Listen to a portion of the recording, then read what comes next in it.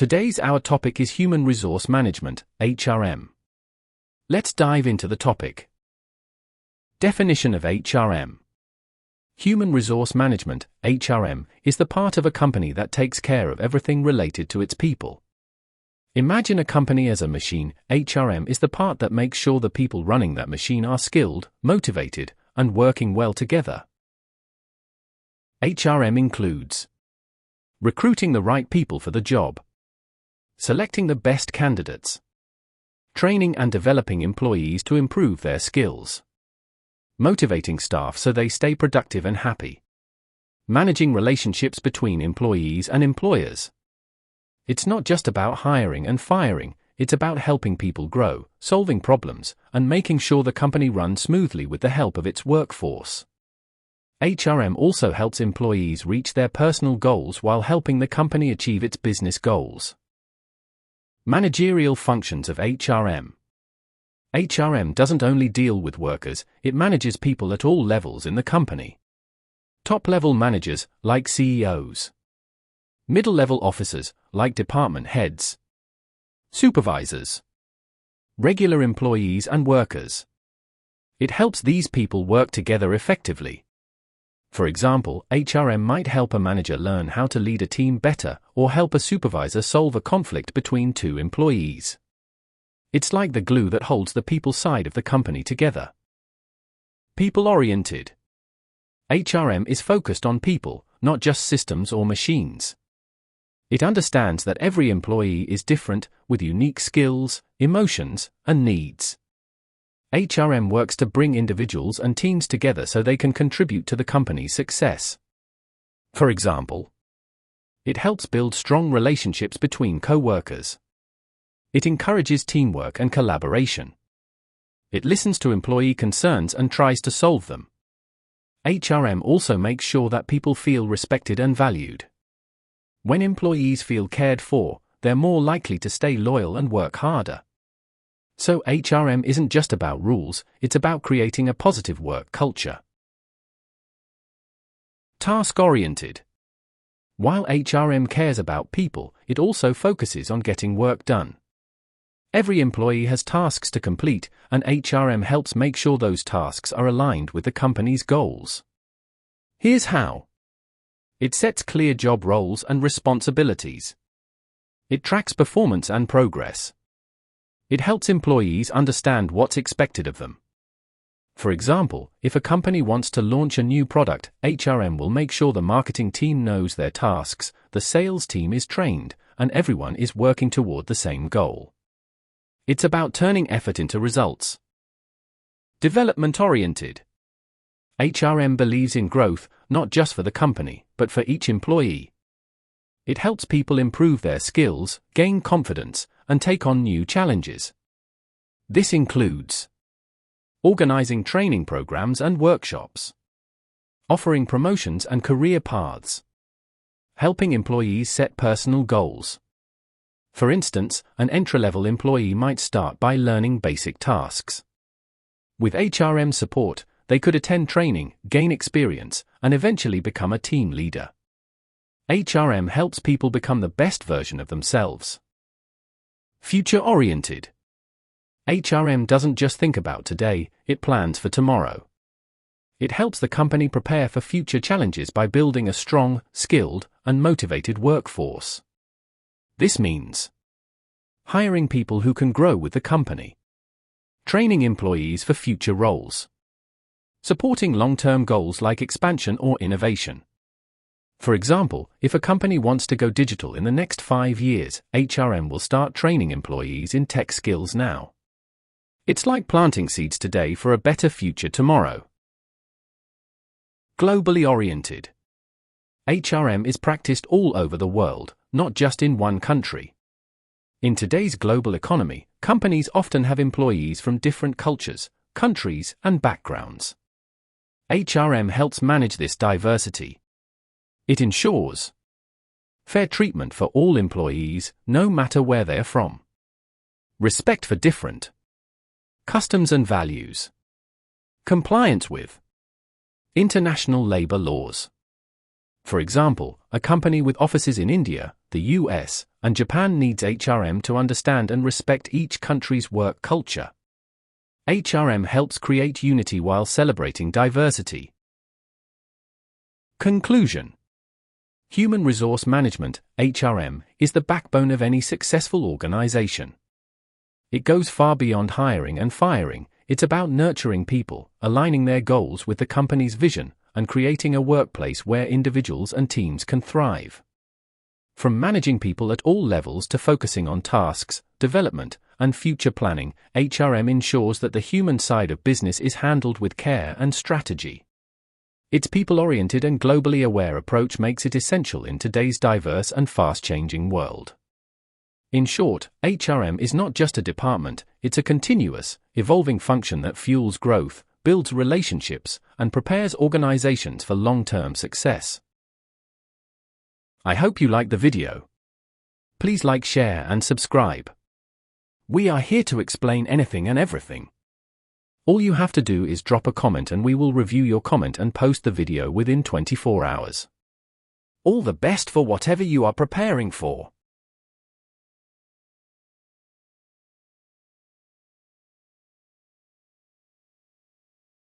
Welcome to our channel Brain Fuel. Today's our topic is HRM models.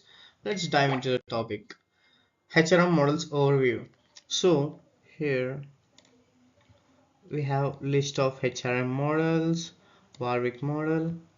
These are a list of models which different scientists have proposed to us. Like Warwick has proposed Warwick model, Ulrich model, von Baum model, Tichy and Devana model, Haver model, Guest model, and stakeholder integrated models. So, what's the purpose of HRM models? To provide a structured understanding of HRM. Example, content, stakeholders, strategic choices.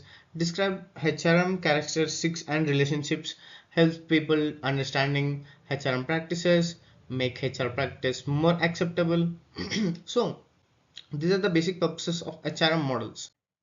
So this is a picture of Warwick model. Here there is outer context, technical, political, legal, socio-economic and comparative. So this is related to business strategy context, inner context, HRM context, as these four topics are related to these three topics and these five topics and these four topics. So altogether these are related to HRM content. So what are these, like business strategy context, objectives, product market, strategy and tactics, HRM context, HR flows, work systems, reward systems, employee relations. We will discuss each and every topic in our upcoming videos. So next one, Warwick model. This model was developed by Henry and Pettigrew University of Warwick. Focus: aligning business strategy with HR practice by analyzing internal and external context, components, outer context, technical, political, legal, social, economic, comparative, inner context, culture, structure, leadership, technology, business outputs. So these are the which HR has to follow, or like HR needs to be trained on these topics. So up next, business strategy context, objectives, product market, strategy and tactics. HRM context, role, organization, HR outputs. HRM content, HR flows, work systems, rewards, employee relation. Next is Ulrich model, proposed by Dave Ulrich in Human Resource Champions. This Ulrich model focuses on transforming HR from transactional to strategic. There are four roles of HR: as a strategic partner, align HR with business strategy; change champion, lead organization change. Like HR is a leader to change the organization in a way to get more profits and more output from the employees.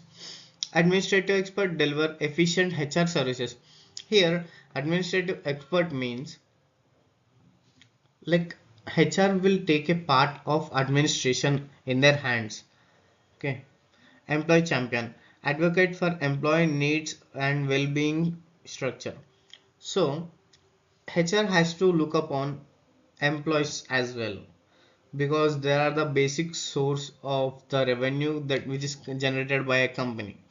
Future strategic focuses: strategic partner, change champion, process focus, employee champion, admin expert, operational focus, day-to-day HR activities.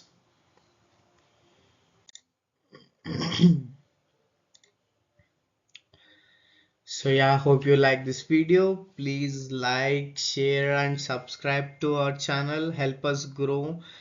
We promise to deliver each and every educational topic to you. Just throw a comment in the comment section. We will take care. We will post the requested video within 24 hours only. This is our promise to deliver you the best educational videos in our channel. Thank you. Welcome back to Brain Fuel, where we turn complex business concepts into clear visual learning.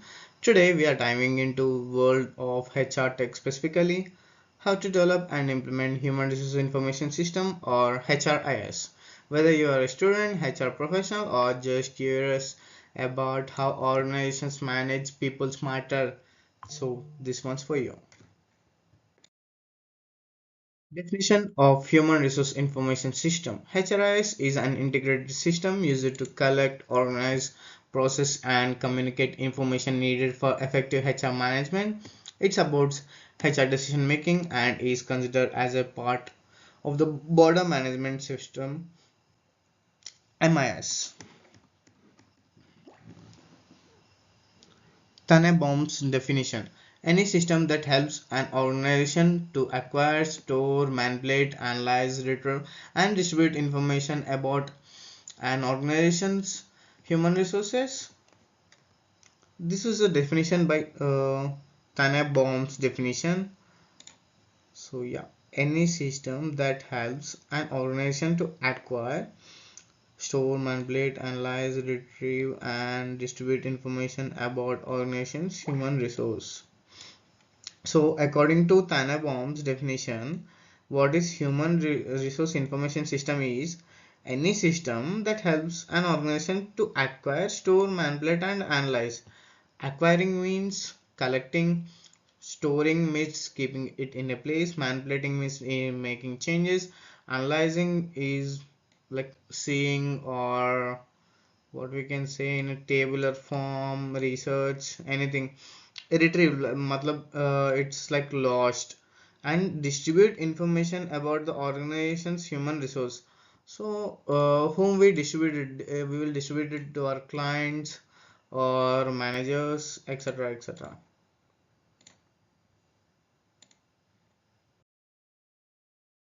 Objectives of HRIS: improve HRM ability to seize opportunities and tackle business challenges.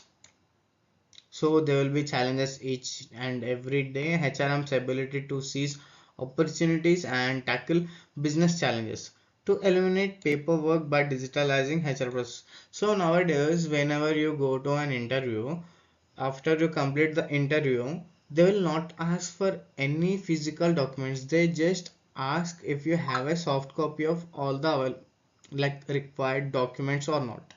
That's it. That's how HRIS has improved the like business in any company, on any organizations. Like, it is trend nowadays. Enable faster processing and accessing to HR data. So once you upload the documents, what HRIS do is, it makes your documents available to all the managers, HRs and other higher team. Like, whenever they want, they are just few clicks away to see all the educational documents that you have, or like any previous organization you work for, anything. So to create centralized hub for so what HRIS will do is to create a centralized hub for HR information, support implementation of employee self-service system. So if the company is still following the paperwork, they have to collect the paperwork, evaluate it, do background verification, all things at one place. So what HRS has done is employee self-service. Simply they will send a link, ask them to upload via documents, anything they require for. So up next is steps in developing and implementing HRIS. The various steps involved in developing HRIS are as follows. First point, plan the system. It explains what are the objectives and activities that have to be done by the HR, decide work patterns, sequence and relationships, set system boundaries and scope. So yeah, it defines objectives and activities of HR, decide work patterns, sequence and relationships of HR information system, to set boundaries and scope for the HR information system, to organize the information flow, analyze the current information flow, compare it with ideal and standard flow, identify and eliminate gaps. So here steps are number 2, number 1 a little bit juggled, so please don't confuse, I'll explain it. So here, first what they will do is they will have a standard flow of what information has to be collected. Second thing, they will analyze all the given information from an employee and like check with that, like cross checking, we can say cross check it with the standard flow, either it is correct or not. This is not only in terms of documents, either you are working in an IT company, a BPO profile or anything, there will be a standard flow which has to be followed. So yeah, they will follow and cross check either if you're doing it correct, you're doing wrong. They will identify the mistakes and eliminate gaps. Implementing HRIS, Human Resource Information System. Choose between parallel or full replacement of old systems. Old systems will be replaced with new systems. Appoint and train specialized personnel. Ensure smooth transition and functionally. Choose between parallel or full replacement of old system. In the old system, like what we have discussed, physical documents and soft copies. Appoint and train special personnel, like if they are looking for a coding agent, okay, they will take a person who is specialized in coding, like who have studied BTech. Yeah. Ensure smooth transition and functionally. If they hire a BTech or the one who studied regarding coding, they can make a smooth transition and functionally. What will they do if a person comes with a degree and say he will do coding? Okay, that doesn't work, right? Take feedback. The 4 point is to take feedback. Regularly collect feedbacks from users, like how is the product, what are the changes that we have to make or we can make. Adjust the system based on environmental changes and user experience. Minimize plan gaps between planning and execution. Hope you liked the video. Don't forget to like the video, share it to your peers, your classmates or the one who is studying regarding this. Comment your thoughts and questions, like comment anything that you require to study, like you're looking to study and which is not available on YouTube or any platform, we will get it for you. Okay, just drop a comment, we will post the video within 24 hours, it's our promise. Don't forget to subscribe to Brain Fuel for more visual learning content. Okay, have a great day, goodbye.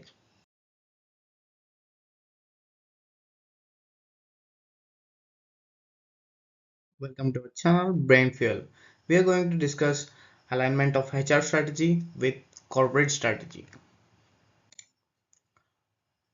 Welcome to Brain Fuel, where we simplify complex business concepts into engaging bite-sized lessons. In this video, we dive into the alignment of HR with corporate strategy, a crucial topic for anyone who is studying human resource management or working in organizational development.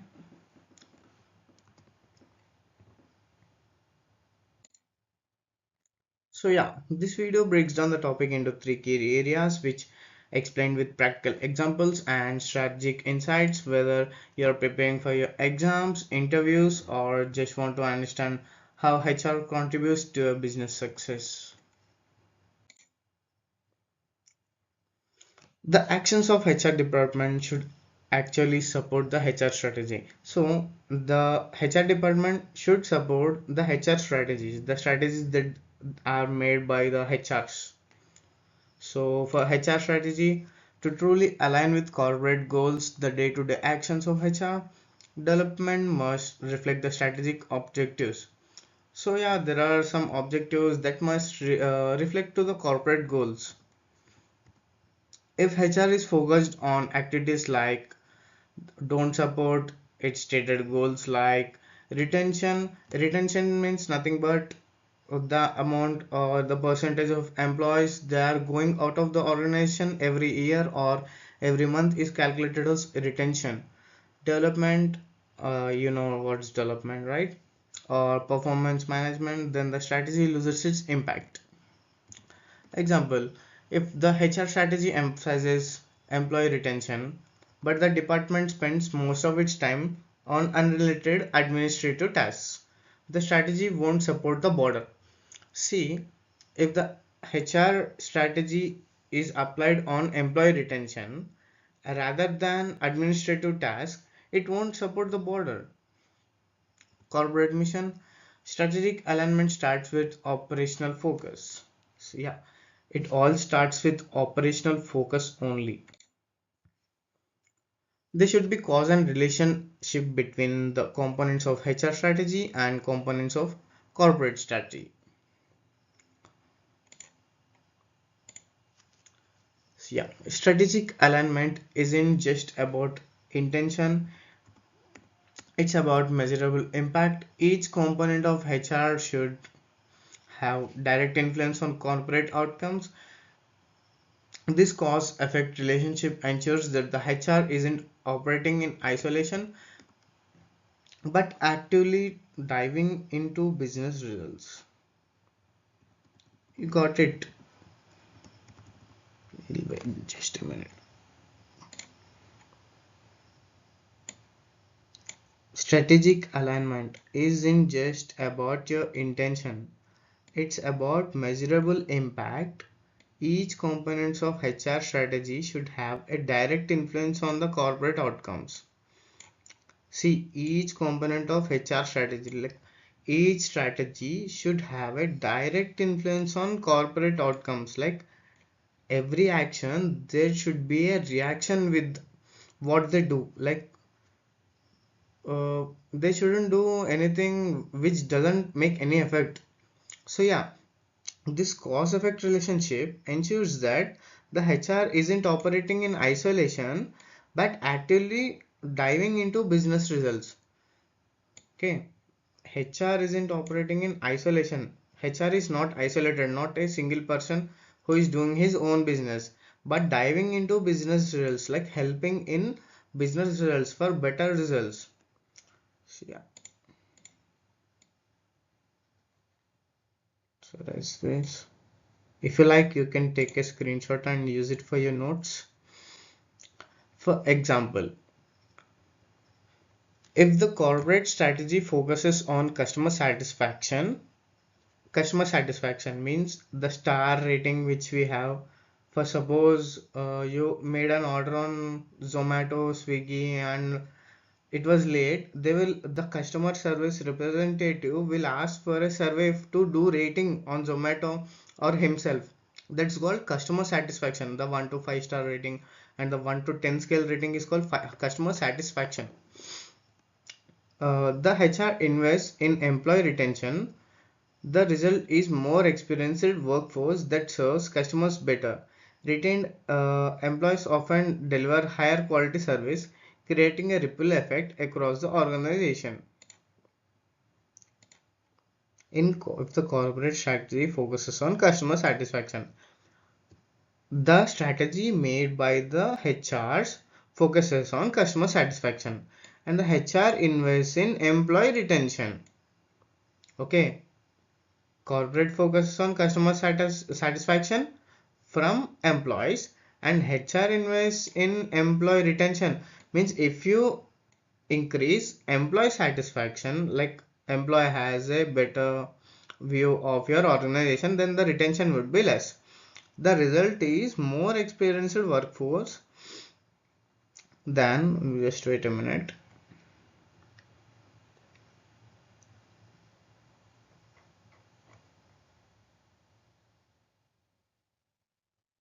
that serves customers better, retained employees often delivering higher quality service, creating a ripple effect across the organization. So company focuses on the customers and HR focuses on employees. In this way, when there is a relationship, then there is a cause and effect relationship between HR and the components of corporate strategy. They will deliver higher quality with creating a ripple effect across the organization. Next slide. Weight should be assigned to each component of strategy. Not all HR initiatives carry equal importance. Not all HR initiatives carry equal importance. Okay.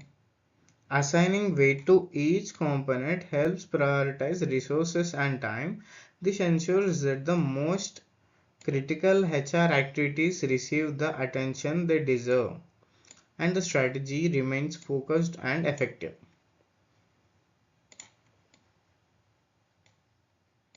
So yeah, not all HR initiatives carry equal importance. They have many initiatives like rewards and recognition, etc. etc. activities they will have. So they will have to assign weight to each component and help prioritize the resources and time. See, like if there is an offer running, there will be a huge customer intake, like more customers will interact with us. So yeah, in this case, is rewards and recognition important for employee, or making them pressure to do work is important? That they have to decide. Like it's totally according to situation. Yeah. If customer satisfaction is the top corporate goal, HR might assign 50% of its strategic weight to initiatives that enhance customer experience. See here, just like we have discussed now, there is an offer running. Just imagine there is an offer running. HR might assign 50% of its strategic weight initiatives to enhance customer experience. Like here, HR, what is he doing? Doing pressure on employees to this work, that work. Employee को खुश रखो, कुछ भी होने दो. Okay.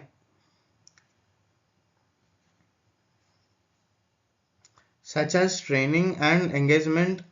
Meanwhile, less critical areas error reduction might receive only 7%. Its weighted approach keeps assigned business priority. So yeah, why this video matters to you? It's ideal for BBA, MBA, mainly MBA guys. Focus, because it's very important topic for you. I'll post all the videos related to MBA within 2 weeks, and UGC, NET and HRM students, useful for HR professionals and business strategics, packed with real world examples and visual explanations, part of our business concept in minutes. So yeah,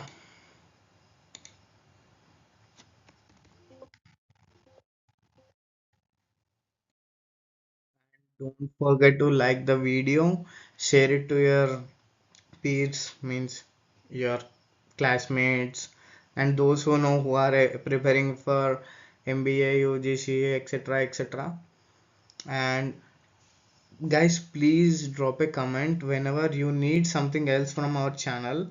We'll make a video on anything and everything. If you don't understand, we will hire lecturers for you, make them teach for you. Okay, just drop a comment, whichever subject, whatever it is, on which end of the world it is, we will bring it and drop it for you in this channel. please just drop a comments, and if you like the video, subscribe to Brain Fuel for more visual content. Have a good day.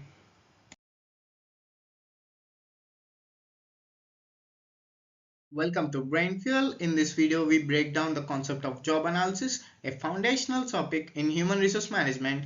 You'll learn what job analysis really means, its key objectives like simplifying work and setting performance standards, the two major components, job description and job specification. Simple examples to help you understand and remember each concept, whether you are preparing for your exams or just want to grasp HRM basics.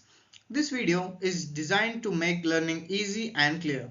Watch till the end and quick recap and memory hacks. Job analysis is like taking a magnifying glass to a job role, studying what the job involves, what tasks are performed, and what skills are needed. There are two definitions given by two different scientists. Edwin B. Filippo says job analysis is the process of collecting information about job duties and responsibilities, the outcome, two key documents, job description and job specification. As well as Dale Yoder emphasizes that job analysis is the systematic way to discover and record facts about each job and why this matters. Without job analysis, HR decisions like hiring, training, and performance reviews would be based on guesswork. Here, I want to make you understand what Edwin B. Filippo says job analysis is a process of collecting information about job duties and responsibilities. So like what are the duties, roles and responsibilities? Like if you are a person who is doing coding, like what are the duties and responsibilities you have? Like collecting that is called job analysis process. The outcome, two key documents, job description and job specification. Like whenever there are interview postings, you can see job description and job specification. Going to the next one. To simplify work, job analysis helps break down complex tasks into simpler steps. Objectives of job analysis. For example, if a company finds that employees are struggling with a software tool, job analytics might suggest redesigning the role or offer training. Here, see, job analysis helps break down complex tasks into simpler steps. Example, if a company finds that employees are struggling with software tools, job analysis might suggest redesigning or offering a training. If a company finds that employees are facing any issues with their software tool, what job analysis will do? They will suggest to redesign the model or offer training to the employees to get to know what and how the software tool works to make it simple and effective to work. Okay, up next, to set performance standards. It defines what good performance looks like. Example, a sales job might have targets like close 10 deals per month. These standards come from analyzing jobs. So, here how this example came up. See, a sales job might have targets like close 10 deals per month. These standards come from analyzing jobs.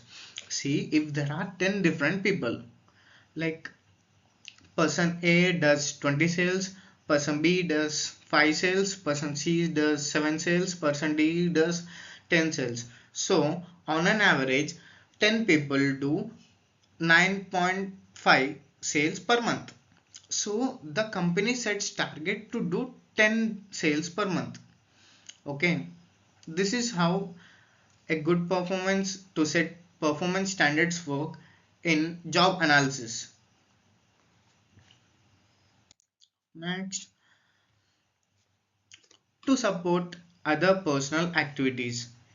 Recruitment. What's recruitment? Like hiring an employee to do their work. Okay. Training. By identifying skill gaps. So even if you are master at coding, like an organization needs you to work in their way. So the skills required will be made learn to each and every employee. Okay. Compensation by evaluating job difficulty. So yeah, of course there will be a compensation. See, if it's a night shift, there will be a night shift allowance to employees.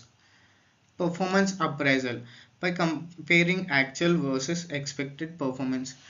This is a performance appraisal we will discuss in our upcoming topics. What's appraisal? What's the definition, meaning, and significance?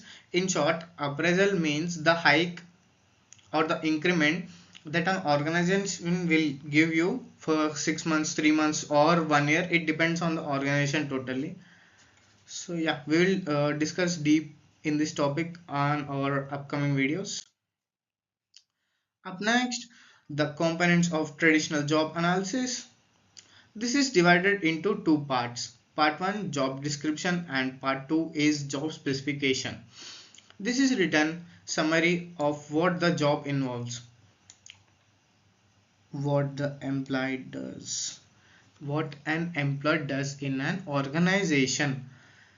Before approaching to the interview, candidates will be given a job description, what they have to perform, what they have to do, how they do it, and why they do it will be made them learn in the upcoming training sessions, etc. And the second point is job specification. This focuses on the person during the job, minimum qualifications, skills and experience, physical and mental experience. For example, for a customer service role, the job specification might include good communication skills, patience and basic computer knowledge. See, what's the customer service role? If any organization, there is a large organization like Amazon, see they sell multiple electronics, clothings, etc, etc. They sell multiple items, so there will be a multiple queries daily incoming customers to report their issues. So this is called customer service role, and the job specification is minimum qualifications like inter, degree, and skills and experience. They will need some skills like typing speed and experience in previous organizations. Physical and mental abilities. Physical is something that can be considered or not, because few companies accept if they are physically disabled or anything, but mentally they have to be 100% good at work. And last but not least, don't forget to like the video, share it to your peers, comment your thoughts and questions, comment any topic, any subject, we'll get it for you, we'll explain it here, we'll hire lectures if needed. If you give good support, we'll get it for you. Subscribe to Brain Fuel for more visual learning context. Welcome back to Brain Fuel, where we turn textbook theory into practical clarity. Today's topic, performance appraisal, a cornerstone of human resource management, and that goes far beyond just rating employees. Think of it as the GPS for workplace growth. It helps organizations track how well people are doing, where they can improve, and how to unlock their full potential. Whether you are a business student, a future manager, or just curious about how companies make smart HR decisions, this concept is a must know. Next slide. In this video, we'll break down the definition, explore the characteristics, and dive into the objectives of performance appraisal. All in a way that's simple, visual, and easy to remember. Let's get started and fuel your brain with knowledge that sticks. So, definition of performance appraisal. According to Dale S. Beach, performance appraisal is a systematic evaluation of the individual with regard to his or her performance on the job and his or her potential for development. And there is another saying from Edwin B. Filippo: performance appraisal is a systematic, periodic, and an impartial rating of employees' excellence in matters pertaining to his or her present job and his or her potential for a better job. So, what did Dale S. Beach say? Performance appraisal is a system. First of all, you must know what is appraisal. So, every 3 months or 6 months or for a year, there will be a hike or increment for an employee or in an organization according to the inflation rate in their country accordingly. It might differ from different to different company. The set of rules might change, but basically it's that. So in our country, we consider inflation to increment or appraisal. So here, performance appraisal. The appraisal means increment based on the performance is the systematic evaluation of the individual with regard to his or her performance. Is a systematic evaluation means they score according to their individual with regard to his or her performance. See here clearly he states that appraisal will be evaluated on the basis of his or her performance on the job and his or her potential for development, like how much a HR or the management expects from them to develop in the upcoming years. So just erase it all. According to Edwin B. Filippo, performance appraisal is a systematic, periodic and an impartial rating of employees' excellence in the matters of pertaining to his or her present job and his or her potential for a better job. According what Edwin B said is, performance appraisal is a systematic and periodic. It's a systematic and periodic, just like I said just now. 3 months, 6 months, or 1 year. It's periodic, and an impartial rating of employees' excellence. Employees' excellence means how they are doing their job and what is their potential in matters pertaining to his or her present job. Just like I said, present job and his or her potential for better job, like promoting them to other positions, just like that. There are so many examples for that. Let's just skip and continue our video. So the characteristics of performance appraisal. What are the characteristics of a performance appraisal? It is a systematic evaluation of employee performance. See here, it is a systematic evaluation of the employee performance.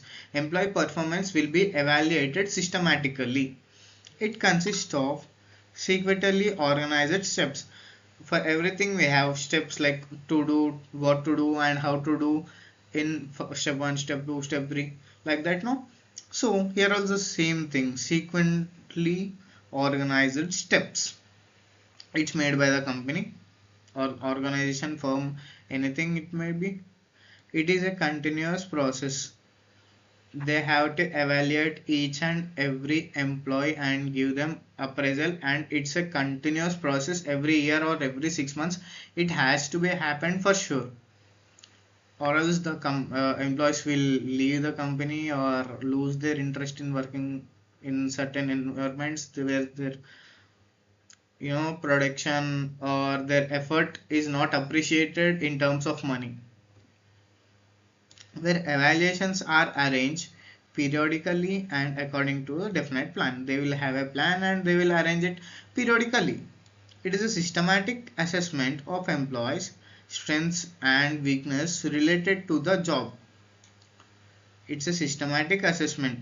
It is a systematic assessment. Like there is a system with HRs of employees to determine their strengths and weakness related to jobs.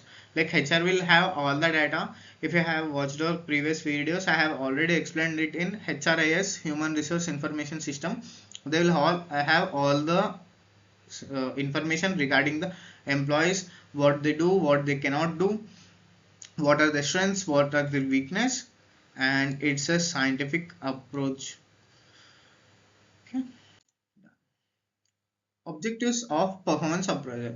So what are the objectives of performance appraisal? Like what it has to achieve? To evaluate employee performance and provide feedback so they understand where they stand and how to improve. So to evaluate employees performance will be evaluated on basis of their performance. So what this will do is, the objective of the performance appraisal is to provide feedback. You know what's feedback? When an employee does a work in an organization, they will get a feedback or a comment from anyone, like team lead, HR, anyone, it might be manager. So they will get a comment from them. It's called feedback. Like what can I say? If you did a coding, you did run a coding, it's very good or it's very bad. So a team lead or a HR or a manager will approach you or call them to you.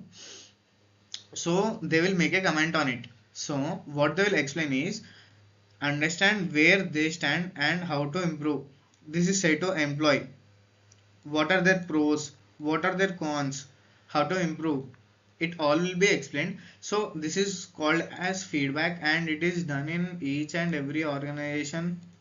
It is totally unrelated to what organization does. Okay.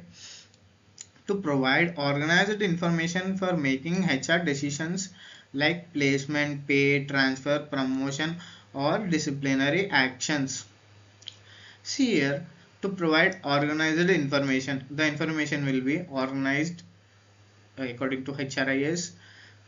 This will be based for making HR decisions like placement.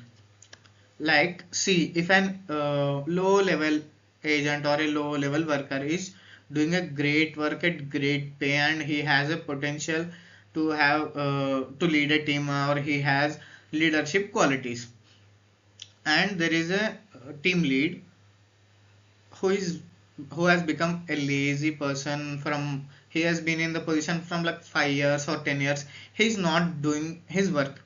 So what HR will do is, he will observe from the organized information, they will demote the team leader and promote the employee to team leader position. So this is what it explains: placement and whom to pay, how much to pay more. Okay, if an employee is doing great work at their job, they should be appraised with the performance appraisal for sure, according to the metrics for sure. Transfer: if someone has good leadership qualities and you are opening a new branch in another country and he has good leadership qualities, you can transfer him. Like, he's the most trusted person in your organization, so you can do transfer. Promotion, as we have talked, placement, it will be covered in promotion only. And disciplinary actions.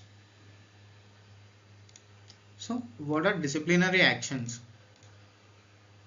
Disciplinary actions are something like, it is out of rules and regulations of the company.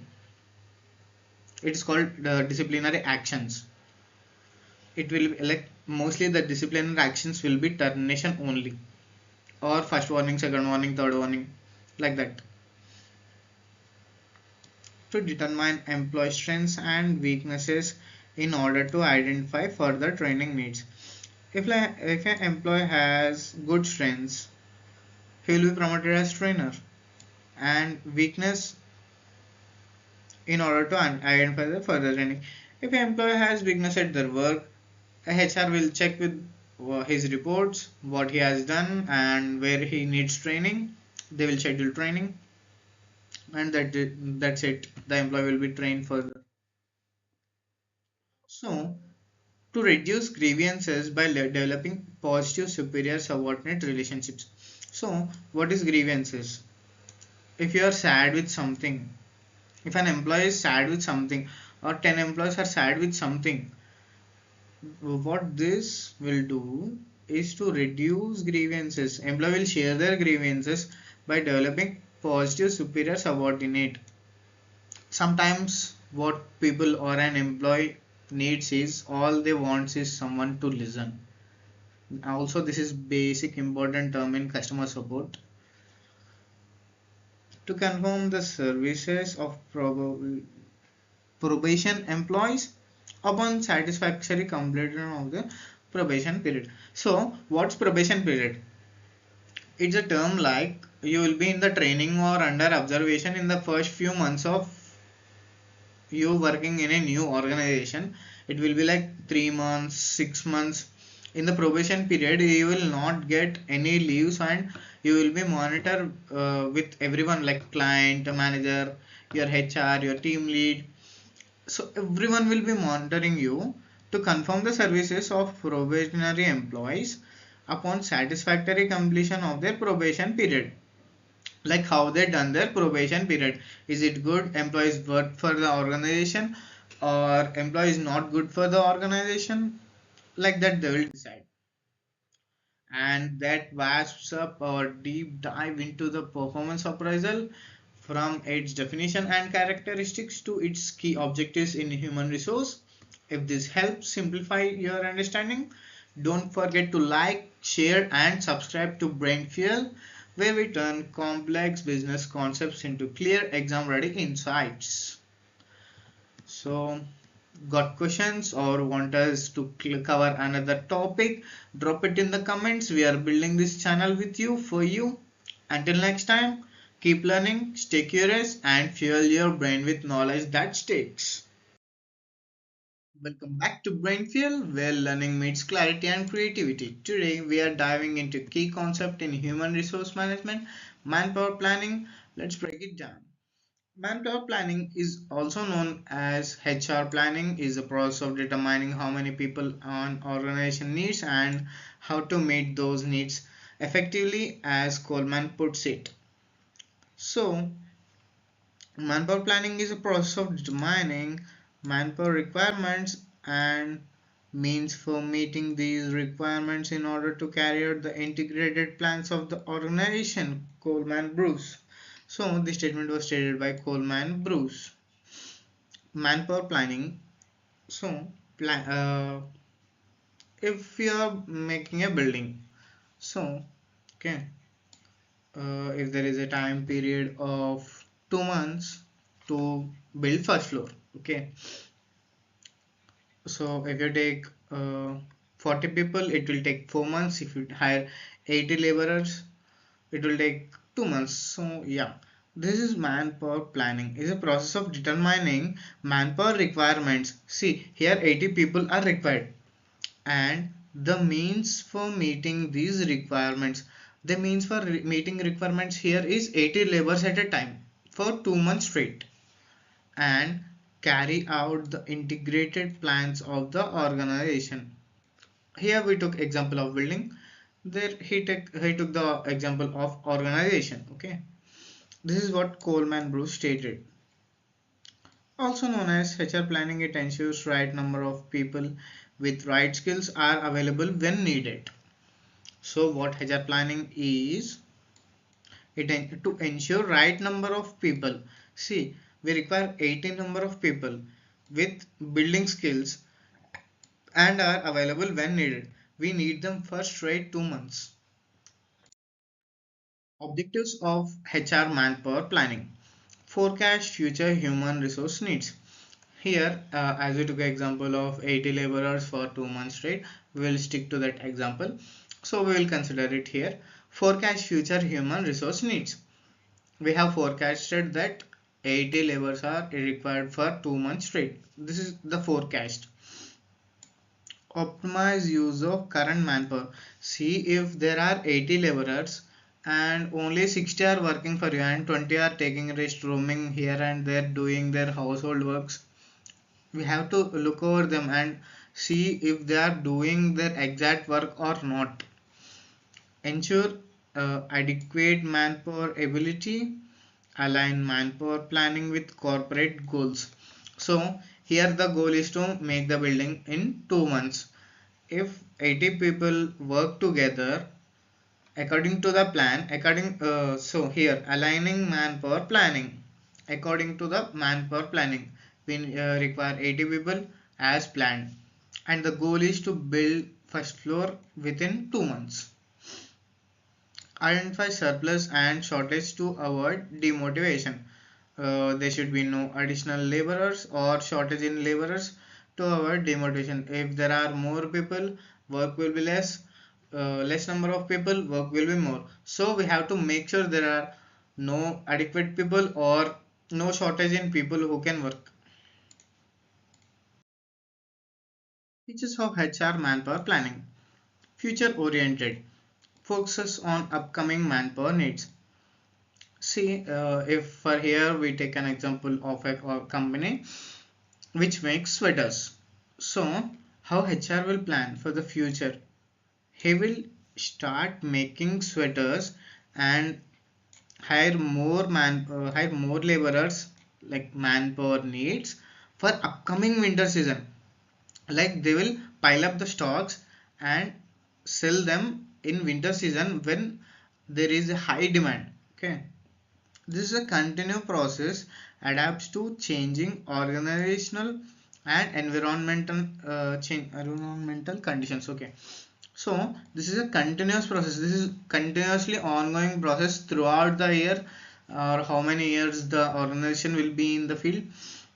So up next, integrated with corporate planning, HR planning is not standalone. It supports broader business goals.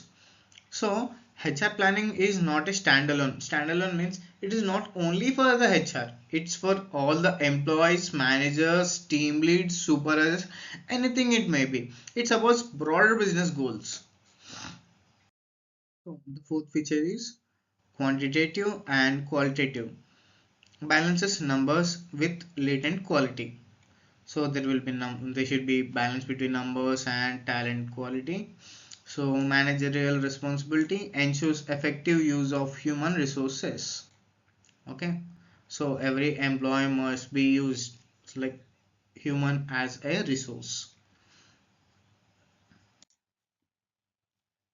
So it's a time based, long term 5 plus years aligned with economic and labor trends, short term 1 to 2 years.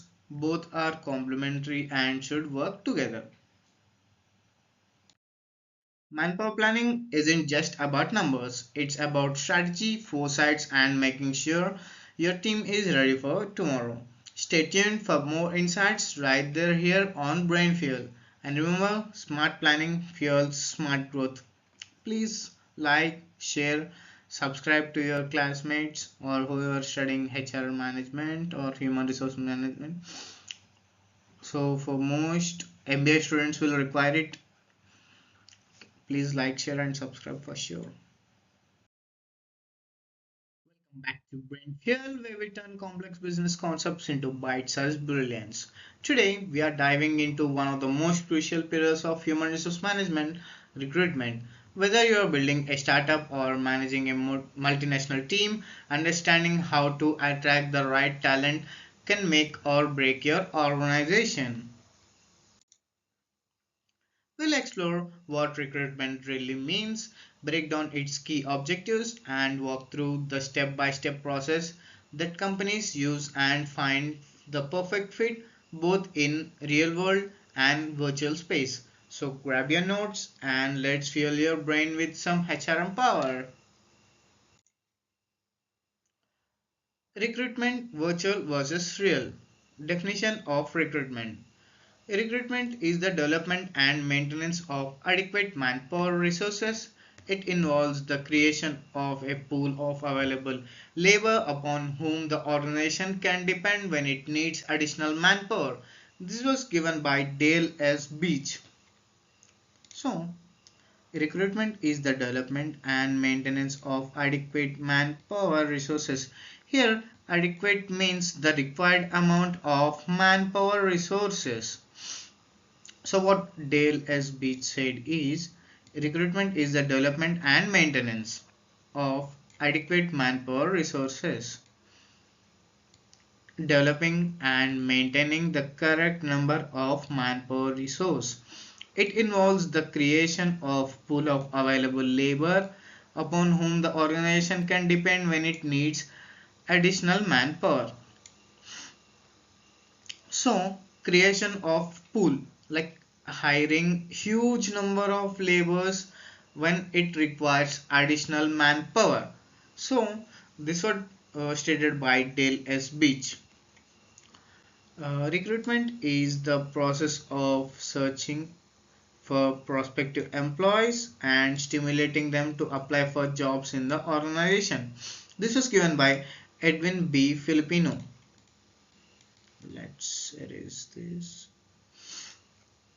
So, what Edwin B. Filippo says is recruitment is a process of searching for prospective employees and stimulating them to apply for jobs in the organization.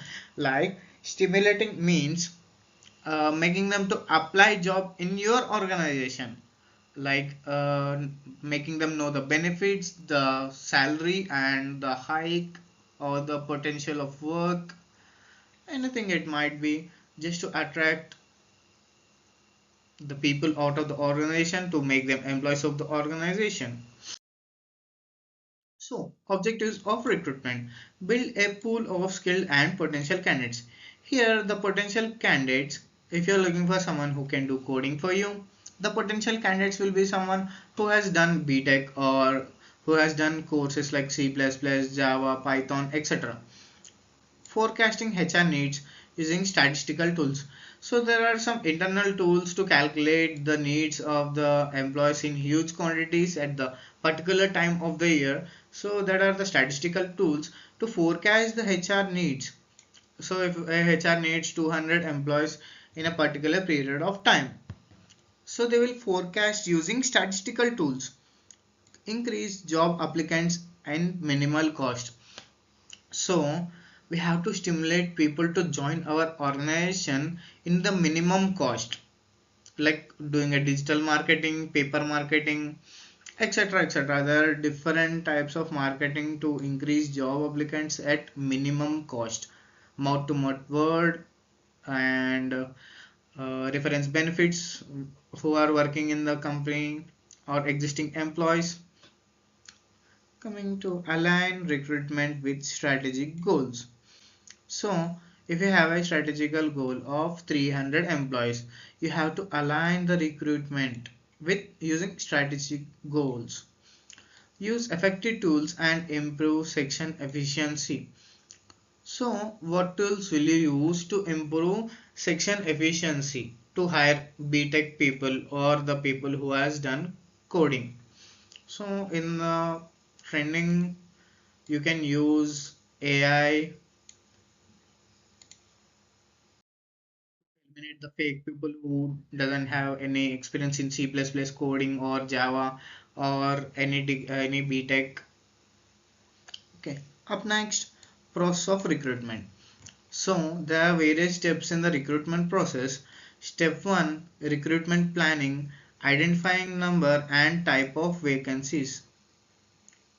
So the recruitment planning is identifying number and type of vacancies. If you have 200 vacancies who can do coding, so you have to identify the number, how many people are required and what type of people are required for the job. Set targets for applications and yield ratio. If the ratio is 100 is to 3, set targets accordingly. If you want to hire 30 members, you have to set a goal of 3000. Step 2, strategic development. Decide where to, how to, and when to recruit. Here, campus and fairs are example. Okay, you know campus placements.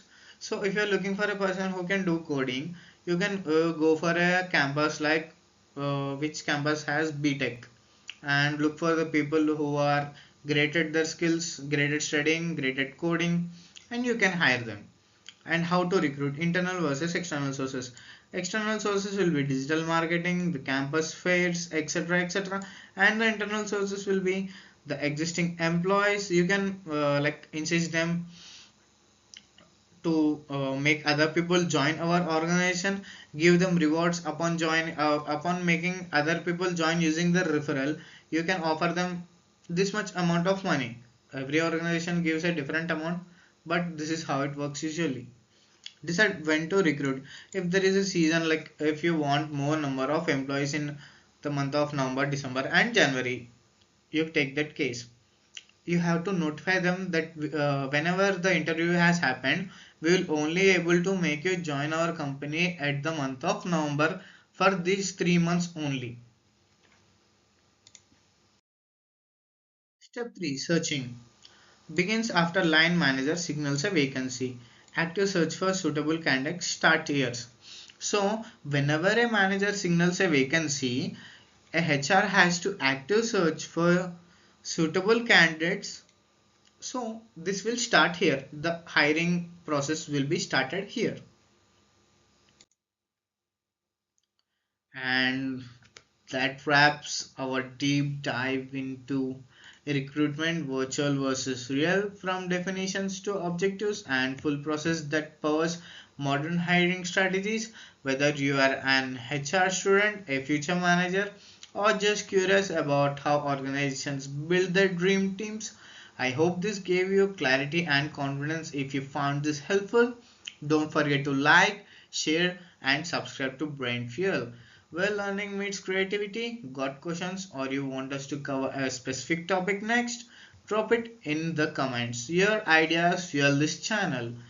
Until next time, keep learning, keep growing, and keep your brains fueled.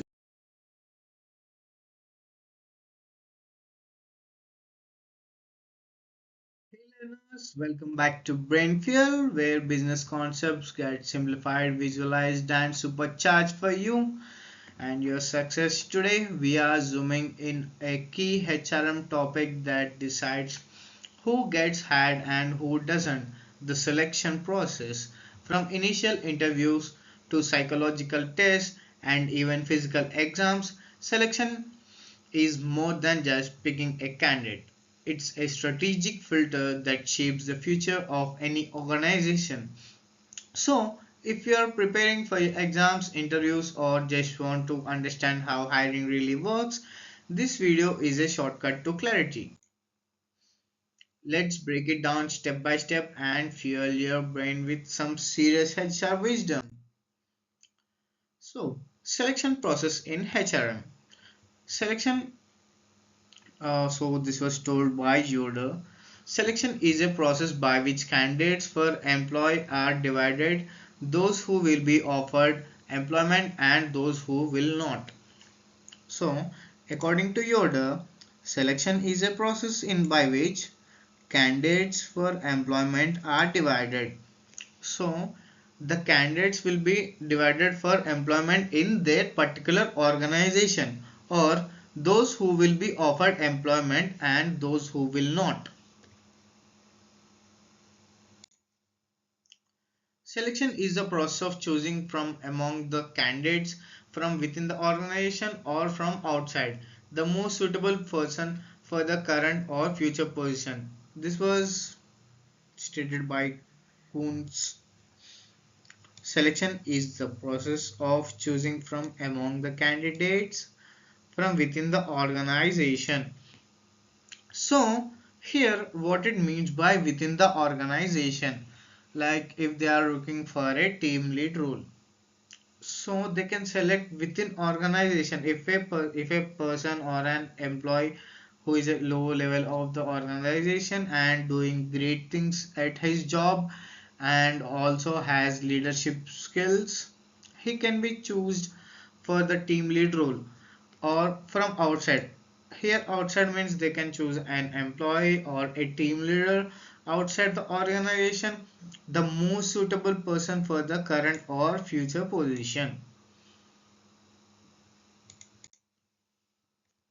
So there are number of steps in selection process. So here we start steps in the selection process.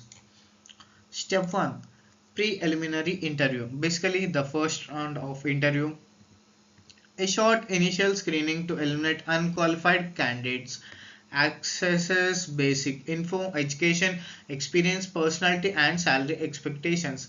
If promising, the candidate receives an application form. So here, a initial screening to eliminate unqualified candidates. If an organization is looking for a candidate who has done with the degree and the candidate who has approached for the interview has only inter or 10 plus 2 qualification, so they will eliminate this candidate who has 10 plus 2 only. He will be told as you are unqualified for the job. So access to basic info, education, experience, personality and salary expectations. See, basically if a person has, for suppose, 12 lakhs per annum expectation and the company is only offering 9 lakhs per annum in their offers. Okay, so at the point of salary expectations, he might be rejected or can be negotiated to 9 lakhs package.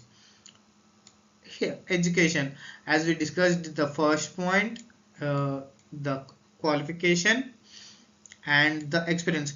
If the organization requires experience of 1 year or 2 years and a fresher candidate approves the organization for the interview, he will be unqualified. And the personality, the way the person is dressed and how he speaks, how he talks, the way like he gives hand motions, like he shows emotions in his words or not. If they are choosing for a coding, it will be not required, but if they are selecting for a customer experience or customer support, then the personality is required for sure. If promising, like if the candidate is promising that all the above are satisfied. See, all the above means qualification is qualified and the person has personality and the salary expectations as per company norms, experience and education, everything is perfect according to the organization requirements, then the candidate receives an application form. Let's go into the next step. The application form collects written data, personal info, qualifications, experience, salary expectations, helps eliminate unsuitable candidates and maintain records.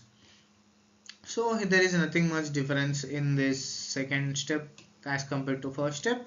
Collects written data like collecting resumes, personal information like where they studied, when they studied, what they studied, qualifications, experience, and what experience they hold, what are the salary expectations from their organization. This helps eliminate unsuitable candidates and maintain records. See, if an organization has a condition like if a candidate approaches for the interview, then he can't approach for the interview for next 30 days. Then in this case, they can maintain records. If the candidate approaches again, they can unqualify the candidate again immediately. Like if the candidate approaches within 30 days of time period. Let's go to step 3. Check for reference. Evaluates candidate background via former employees, friends, or professionals. So here, evaluating background, like if there is an employee, existing co-worker of the organization, and he refers this candidate to approach interview. This evaluates candidate a background via former employees or friends or professionals. Ensures credibility and reliability. Next, coming to step 4, psychological tests. Assesses behavioral traits and performance potential. Useful for understanding personality differences. So there will be some kind of steps. Usually round 2 or round 3 or the interview, the psychological test happens where there is a test as per the organization's requirements. There will be a performance potential, like how much is the employee or candidates potential to do work in their organization. Useful for understanding and personality differences. See, every person is different, has different personalities.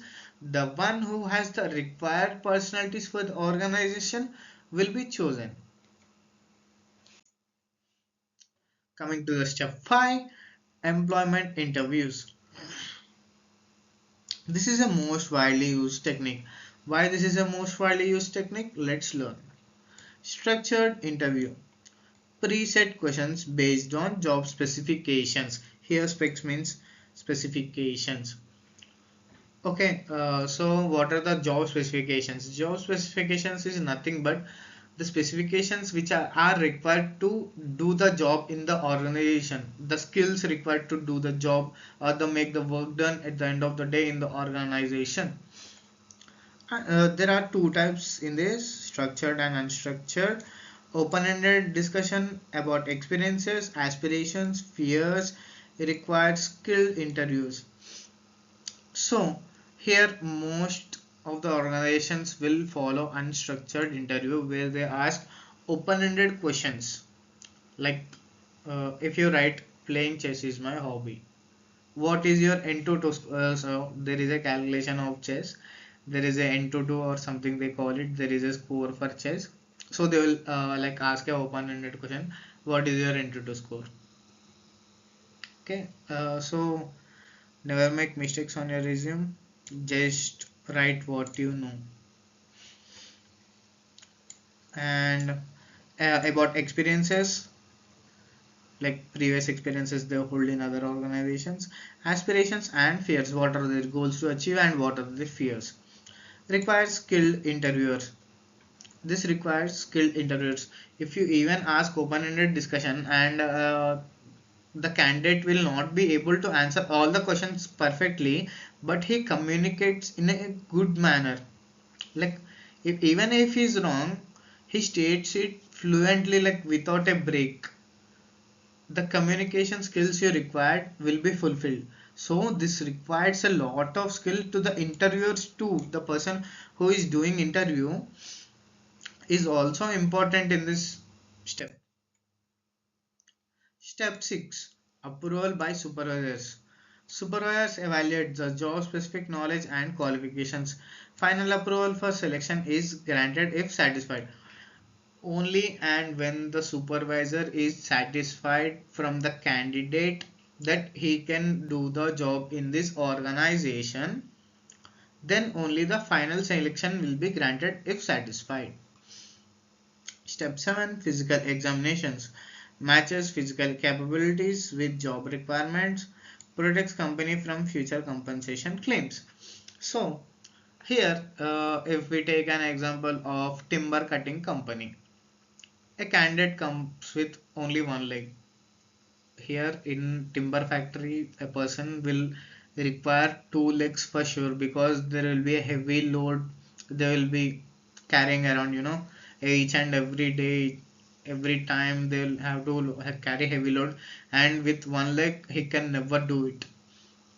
So if they hire an employee like that, they can file a claim for compensations too. So in this step, they eliminate these type of people to protect companies from future compensation claims. Step 8, induction and orientation.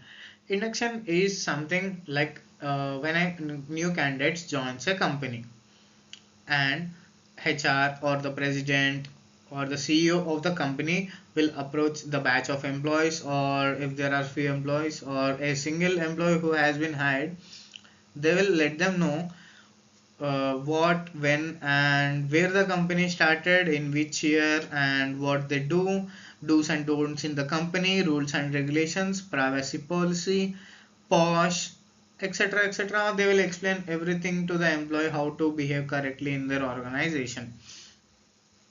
Introduces new employees to organization's work and profile, vision, mission and goals, culture, values, policies, growth paths and code of conduct. Selection isn't just about filling vacancies, it's about shaping the future of an organization, one decision at a time, from interviews to inductions. Each step ensures the right person lands in the right role. Thanks for turning into Brain Fuel, where we turn textbook theory into real world clarity. If this breakdown helped you understand the selection process better, give it a thumbs up and share it with your fellow learners. Don't forget to subscribe for more visually engaging concept driven content. And if you got a topic you're wrestling with, drop it in the comments. We are here to make learning smarter, sharper, and whole lot more fun. Until next time, keep building your knowledge one step at a time.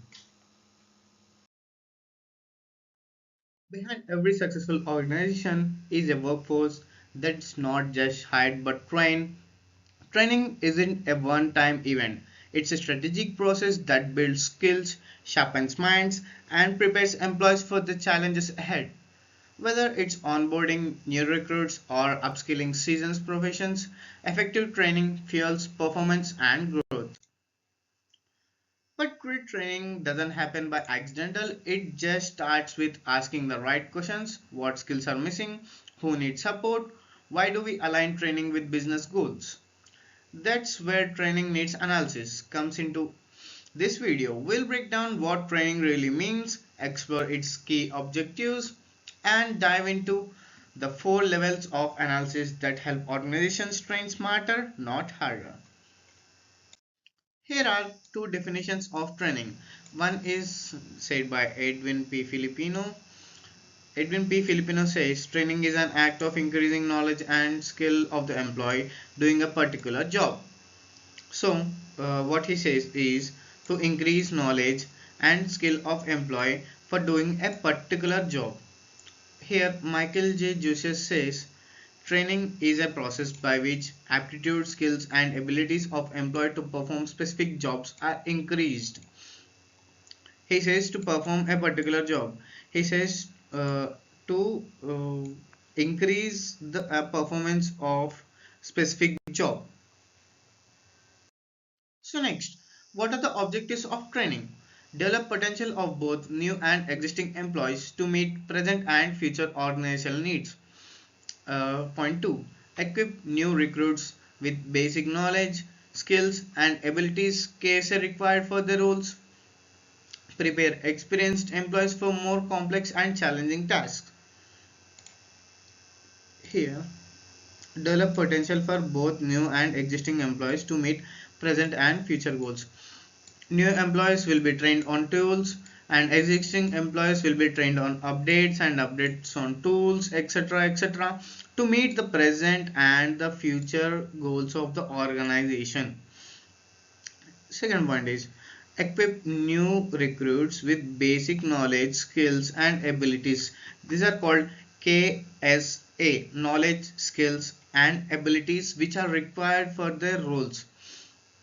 So basically, when they hire a new employee, they will train them with the basic knowledge, skills and abilities to perform their role correctly. Okay, so next is prepare experienced employees for more complex and challenging tasks. So whenever there is a process or a project which they are working for, there will be few situations where the work gets complex and challenging. So the experienced employees are trained for the more complex and challenging tasks upcoming. Build a competent workforce capable of leading and taking on responsible positions. See, whenever there is a promotion, this is the point where they get training. Build a competent workforce capable of leading and taking on new responsible positions. If a basic employee is promoted as a team leader, he should be trained in terms of a team lead to build a component workforce capable. Okay, and leading and taking on responsible positions to take their position, to do their work correctly, etc. Sharpen skills and broaden responsibilities of middle and senior managers to help them specialize at their work. So basically what this training does is sharpen their skills, broaden responsibilities, more responsibilities will be added to them of middle and senior managers to help them specialize at their work.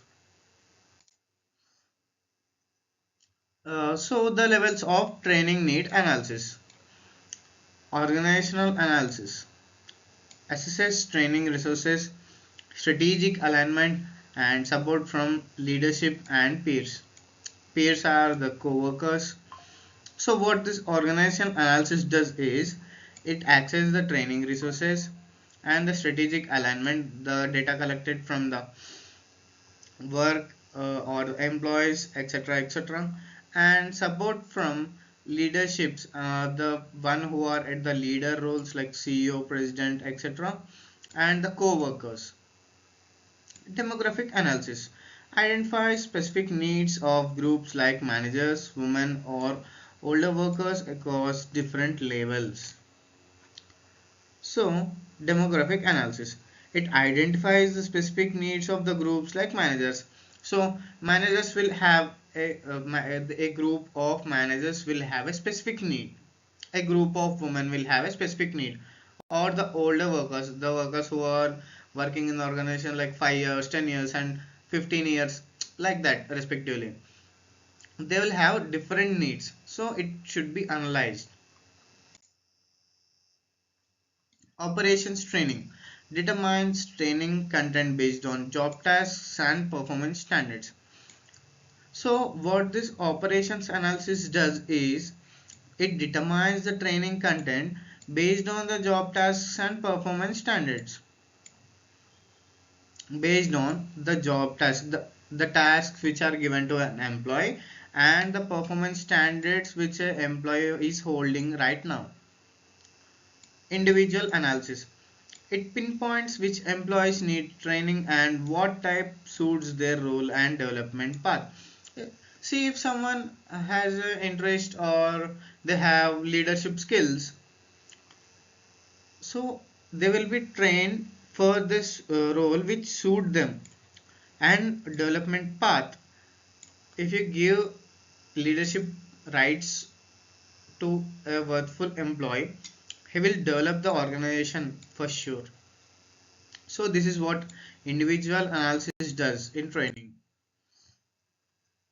Training isn't just a checkbox, it's a catalyst for growth, whether it's empowering new hires or refining the skills of seasoned leaders. The right training at the right time transforms potential into performance, and clear training needs analysis. Organizations don't just guess, they target from the organization strategy to individual development. TNA ensures every training hour counts. If this helped fuel your understanding, don't forget to like, share, and subscribe for more bite-sized insights. Got a topic want us to break down next? Drop it in the comments. Brain Fuel is built for learners like you. Have you ever wondered how companies keep their HR system sharp, efficient, and future ready? Welcome back to Brain Fuel, where business concepts get crystal clear and visually engaging. Today we are diving into the world of human resource audits, a powerful tool that helps organizations evaluate their HR policies, practices, and performances. We'll break down what an HR audit really means, its key objectives, and advantages it brings to the table, and yes, even the challenges it faces. Let's decode HR audits one frame at a time.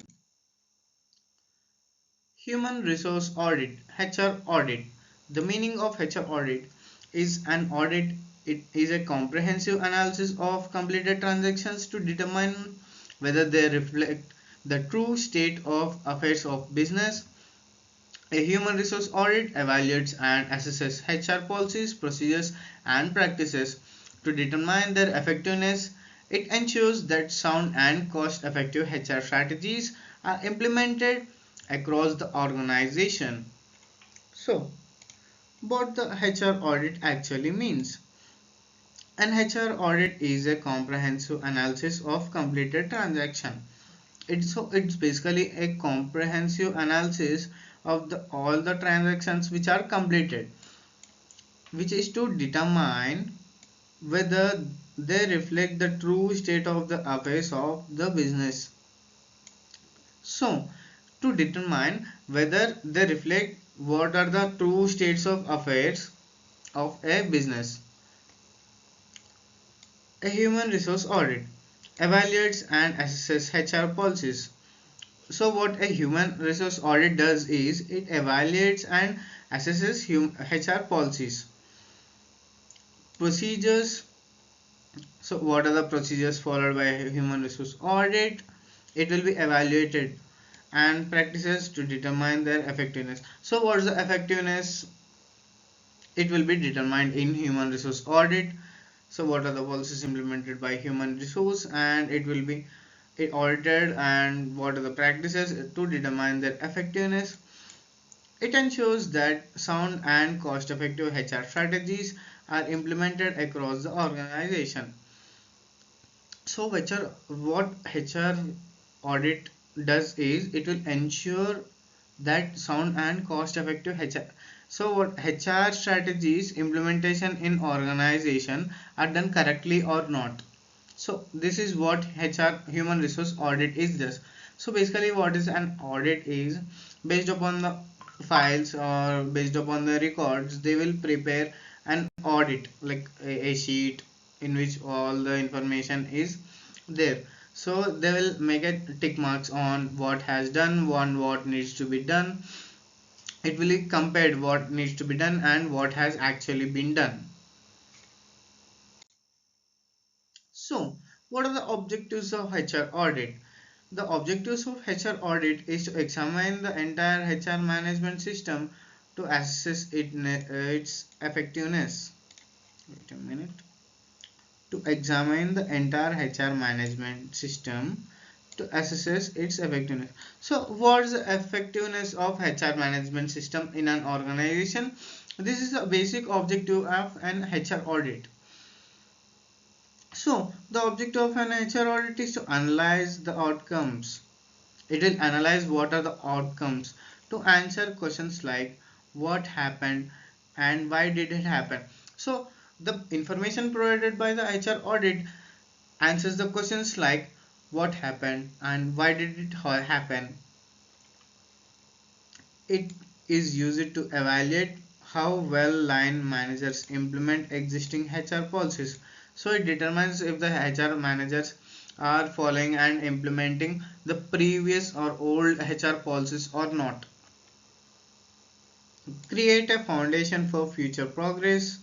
Assess current knowledge and skills to improve performance levels. So it will what HR audit will create is a it will do is a create a foundation for future progress. For future progress, it will create a foundation. It will assess current knowledge and skills to improve the performance level.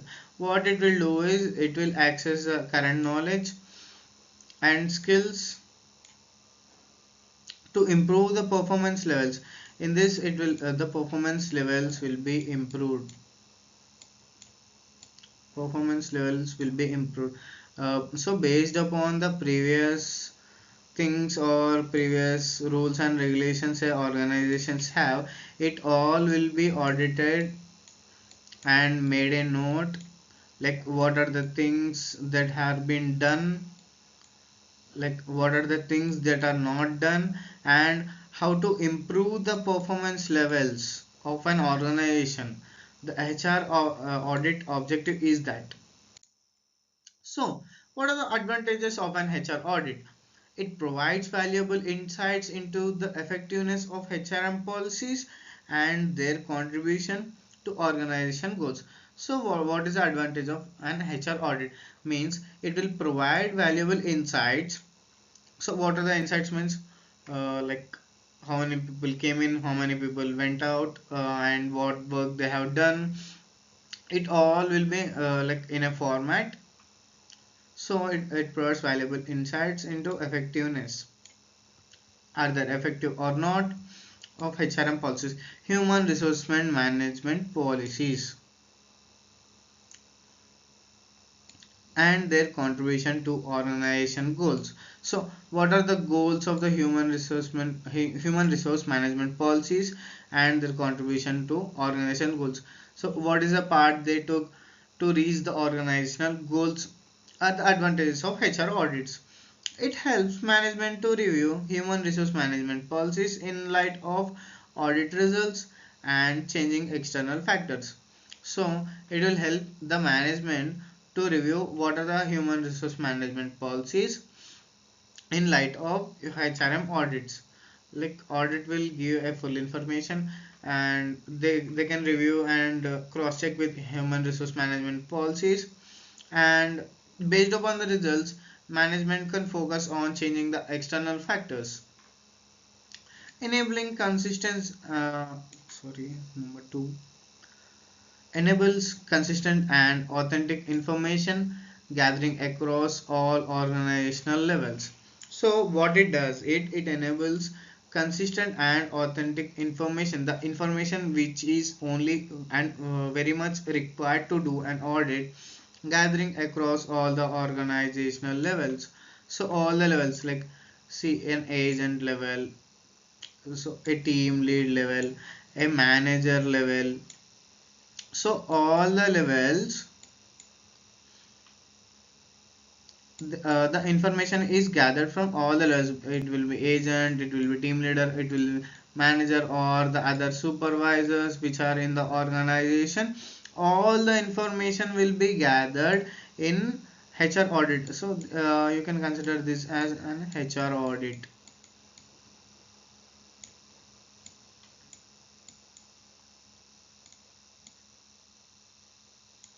Sorry, my drawing is not good. So okay, at least you understood what I'm trying to say is, so it examines various HR department activities for performance and compliance. So what is compliance? Compliance means a set of rules which has to be followed by each and every employee of the organization. So what is the advantage of HR audit is to examine various HR department activities. The HR department activities will be monitored for performance and compliance, for better performance and compliance. It's simple, okay? Identifies root cause of problems before they escalate. So what it means to escalate, to inform the supervisor or higher officials of the root causes and problems they are facing before. So the disadvantages of HR audit: it cannot actually determine the accurate value of the individual, leading to potentially unrealistic results. So if a agent is not good at his performance is low. Let's say his performance is low, but he has good leadership qualities and he helps 5 of his team members to do their work.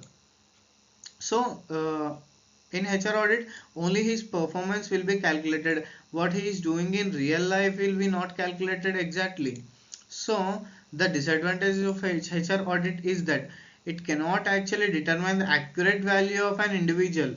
The accurate value of the agent is not determined here because his performance is low but is helping 5 other people with him. So it will lead to a potentially unrealistic results. Auditors may struggle to gather precise data for human resource valuations.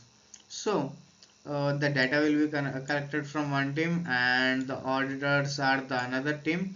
They will give all the data to this audit team. So this auditors team, so what will be their goal is to gather all the information from human resource valuation.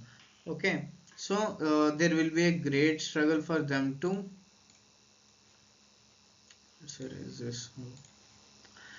results may be unreliable due to subjective judgment.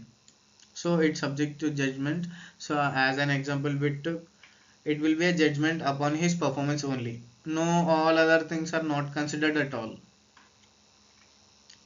So difficult to measure the value of employees during training periods.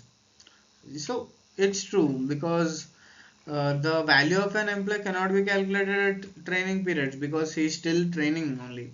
He's learning new things in the organization, how and what to do in the organization. So the value of employee cannot be calculated. HR audit is not widely adopted and auditors may lack experience in HR violation, causing confusion in decision making.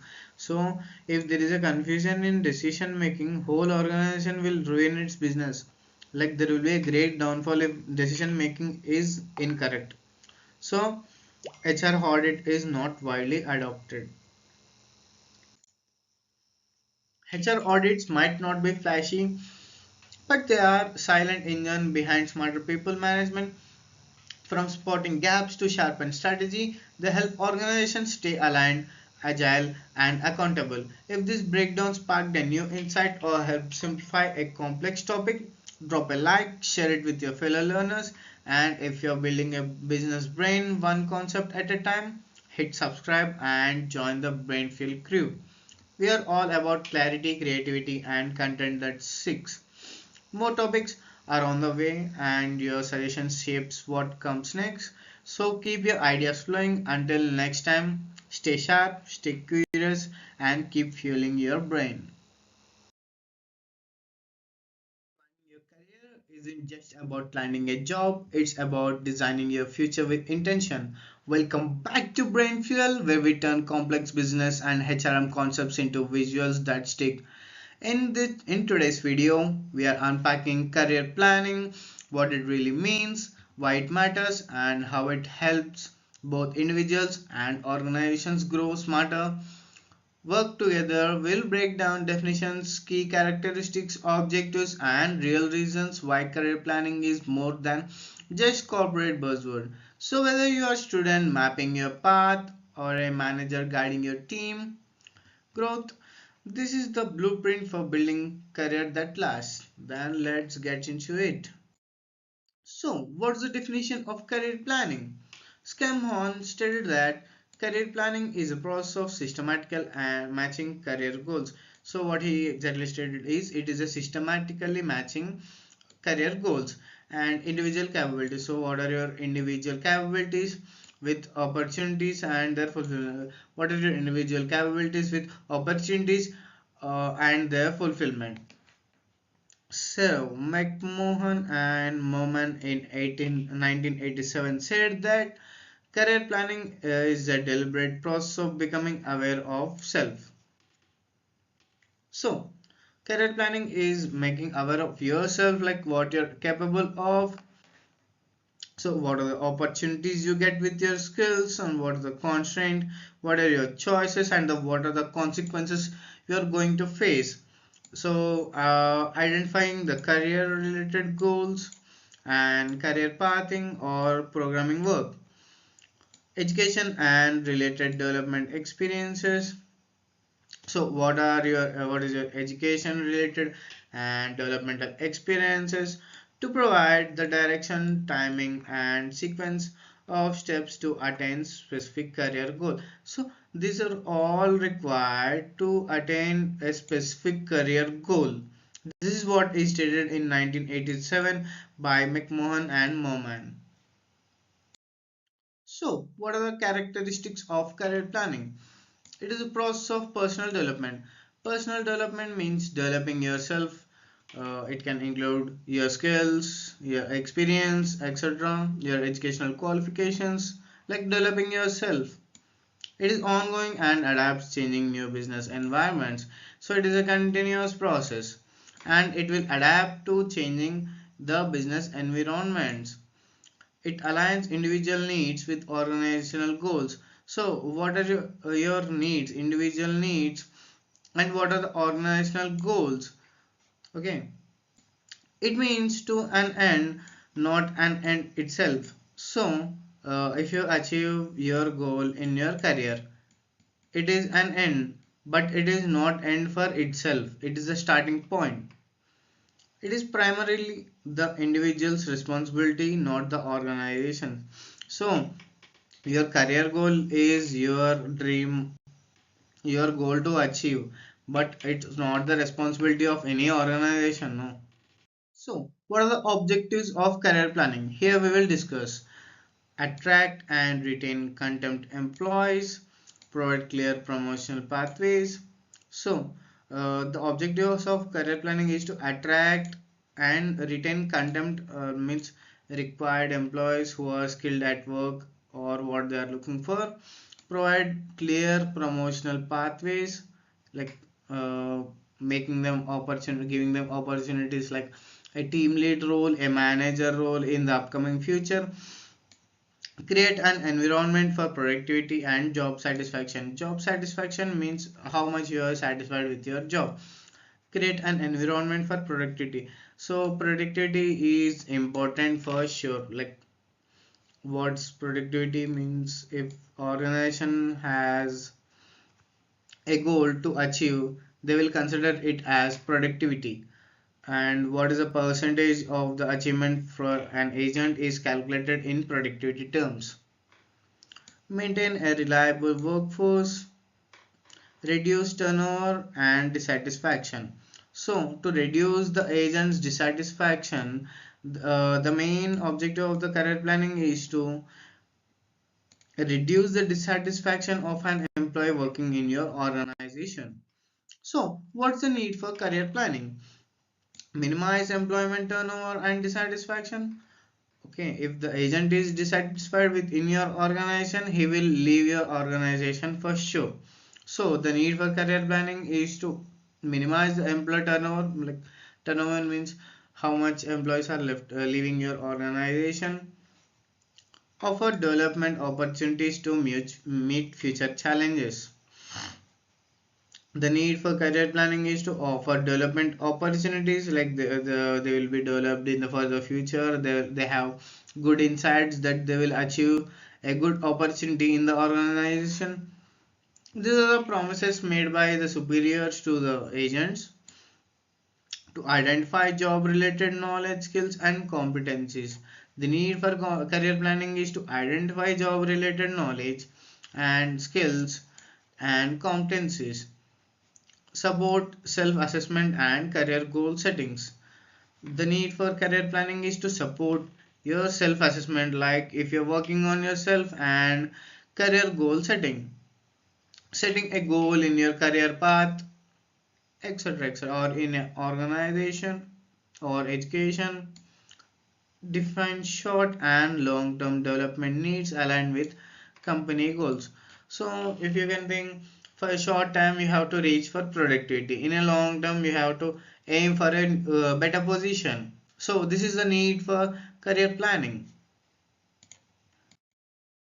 Career planning isn't just a checklist, it's your personal roadmap to growth, purpose, and impact. Whether you are just starting out or recalibrating your path, the key is clarity, consistency, and courage. If this video helped you connect dots, give it like, share it with someone mapping their own journey. And if you're all about learning with visual structure and spark of creativity, Brain Fuel is your space.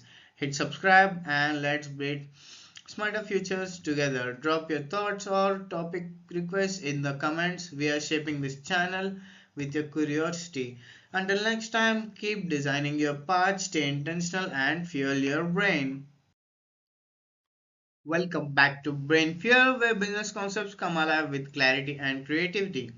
Today, we are tackling a topic that's often overlooked but absolutely vital: human resource accounting. What if we could measure the true value of people in an organization, not just by their salaries, but their potential, performance, and long term impact?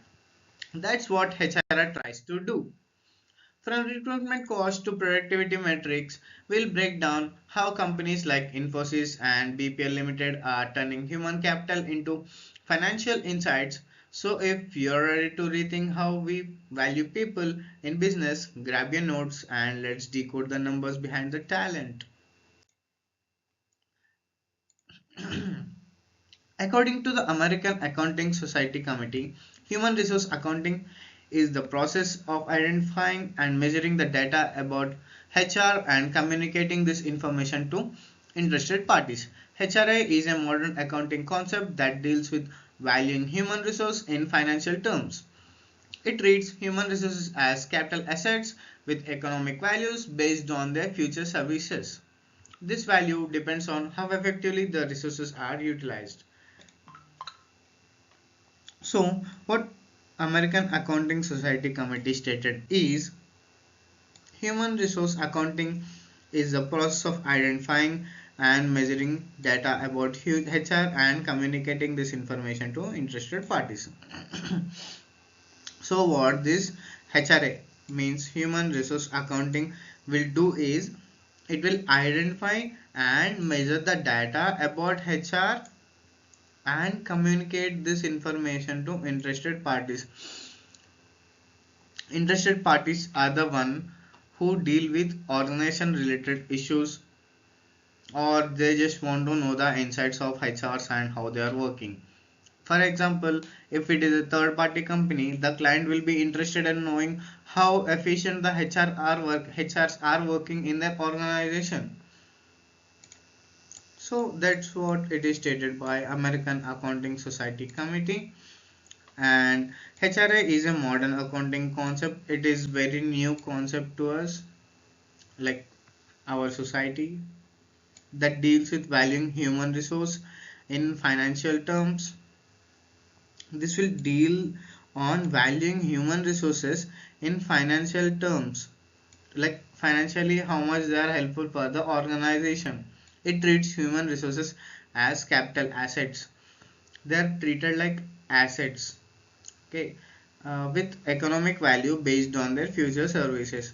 There will be a matrix that has to be met by the HR, and the economic value will be based on their future services. This value depends on how effectively the resources are utilized.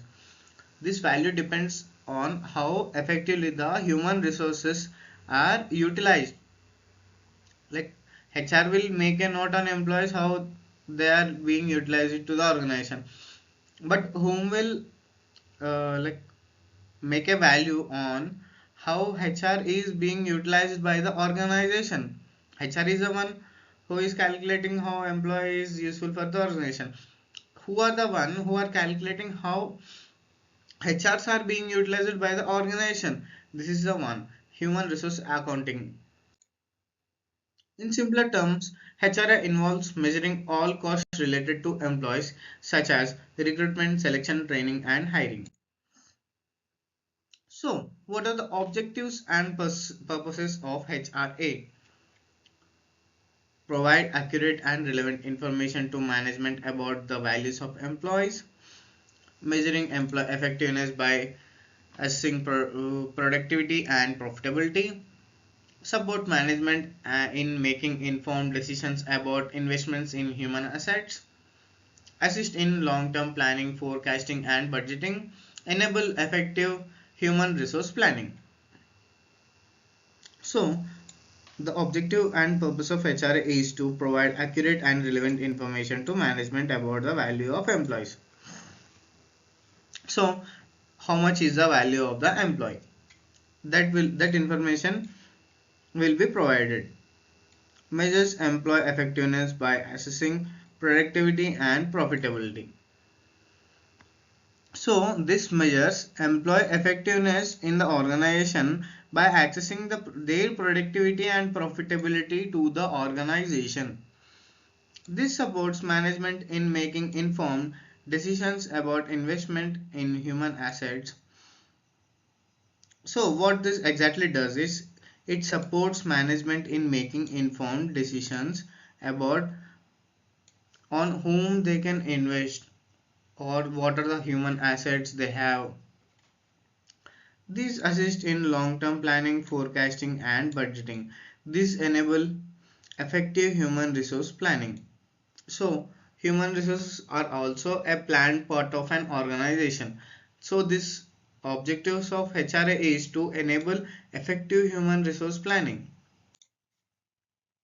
So what's the need for HRA, human resource accounting? So human resource accounting is essential for measuring the value and contribution of human resources in the organization, recognizing human resources as vital part of total capital, enhancing productivity and profitability through strategic valuation. Traditional accounting methods cannot fully capture the value of human capital. That's why companies like BPL Limited, Balarampur Chini Mills and Infosys Technologies have adopted HRA practices. So what this means?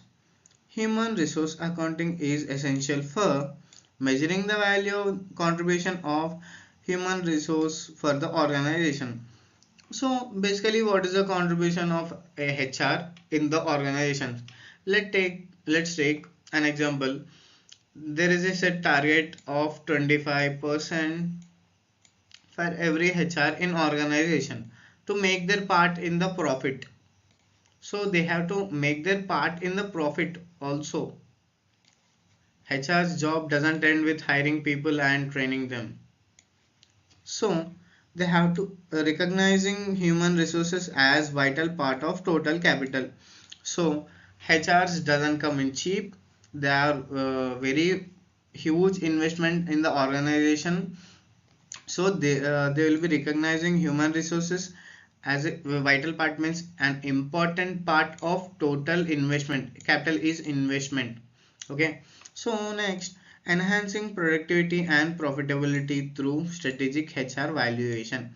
Just like I said, 25%, like that there will be a number which the target of the HR they have to achieve.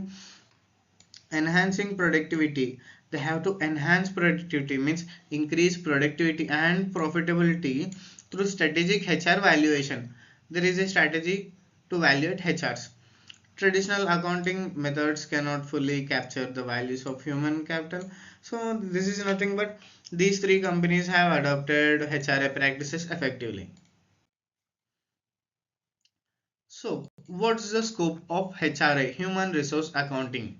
HRA involves in evaluating human resources, documenting their valuation in the accounts, presenting this information to the organization for the strategic use. So, evaluating human resources. There will also be a matrix for HRs, means human resources.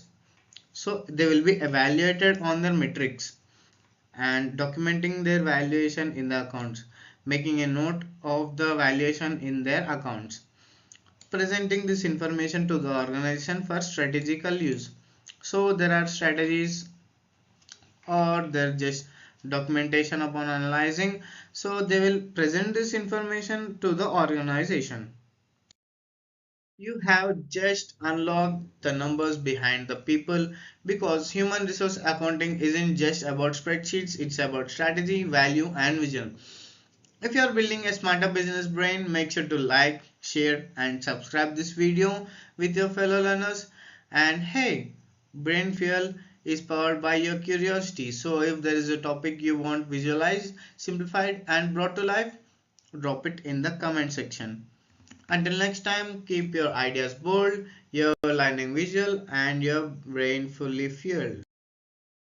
Welcome back to Brain Fuel, where business concepts get crystal clear and learning feels like storytelling. Today, we are diving into a topic that every future manager, HR pro, and an entrepreneur needs to master: the training methods. From high-tech simulations to hands-on job rotations, we'll break down how companies actually build skills, boost performance, and shape the workforce, whether it's off the job or on the job training. Which method has its own strategy, and today you will learn how they work, when to use them, and why they matter. So, there are two types of training methods in human resource management. One is off the job training and second one is on the job training. Let's learn what are in off and on the job trainings. So, what is off the job training? Off the job training is a conducted away from workplace. So, it is conducted away from the workplace. The trainee is separated from their actual job and trained for future performance. They are not into the job, they will be trained for their future performance only. This is ideal for the roles requiring high technical or managerial skills. If there are high technical skills and managerial skills required for the job, then it is off the job training. The methods include, there are various methods. The first method is virtual method. This method, like see this term, training is provided by simulating actual work conditions in a classroom. For example, training room. So the training room looks similar or exactly to the workplace, but it is not the actual workplace. And the second one is simulation. A real life situation is recreated when trainees make decisions to and see the consequences as if they were on the job. So a real life situation is presented to a trainee. For example, someone is training for a sales representative. Like a situation is created by the trainer to the trainee, like sell this pen, how we will sell this pen, or how we will sell this paper, etc. A real life situation will be created in the training room only. Third one is case study. Describes how employees or organizations handle complex situations. Like there will be a complex situation and the trainer will ask the trainee to describe how employees or organizations to handle this type of situation when you are on the job.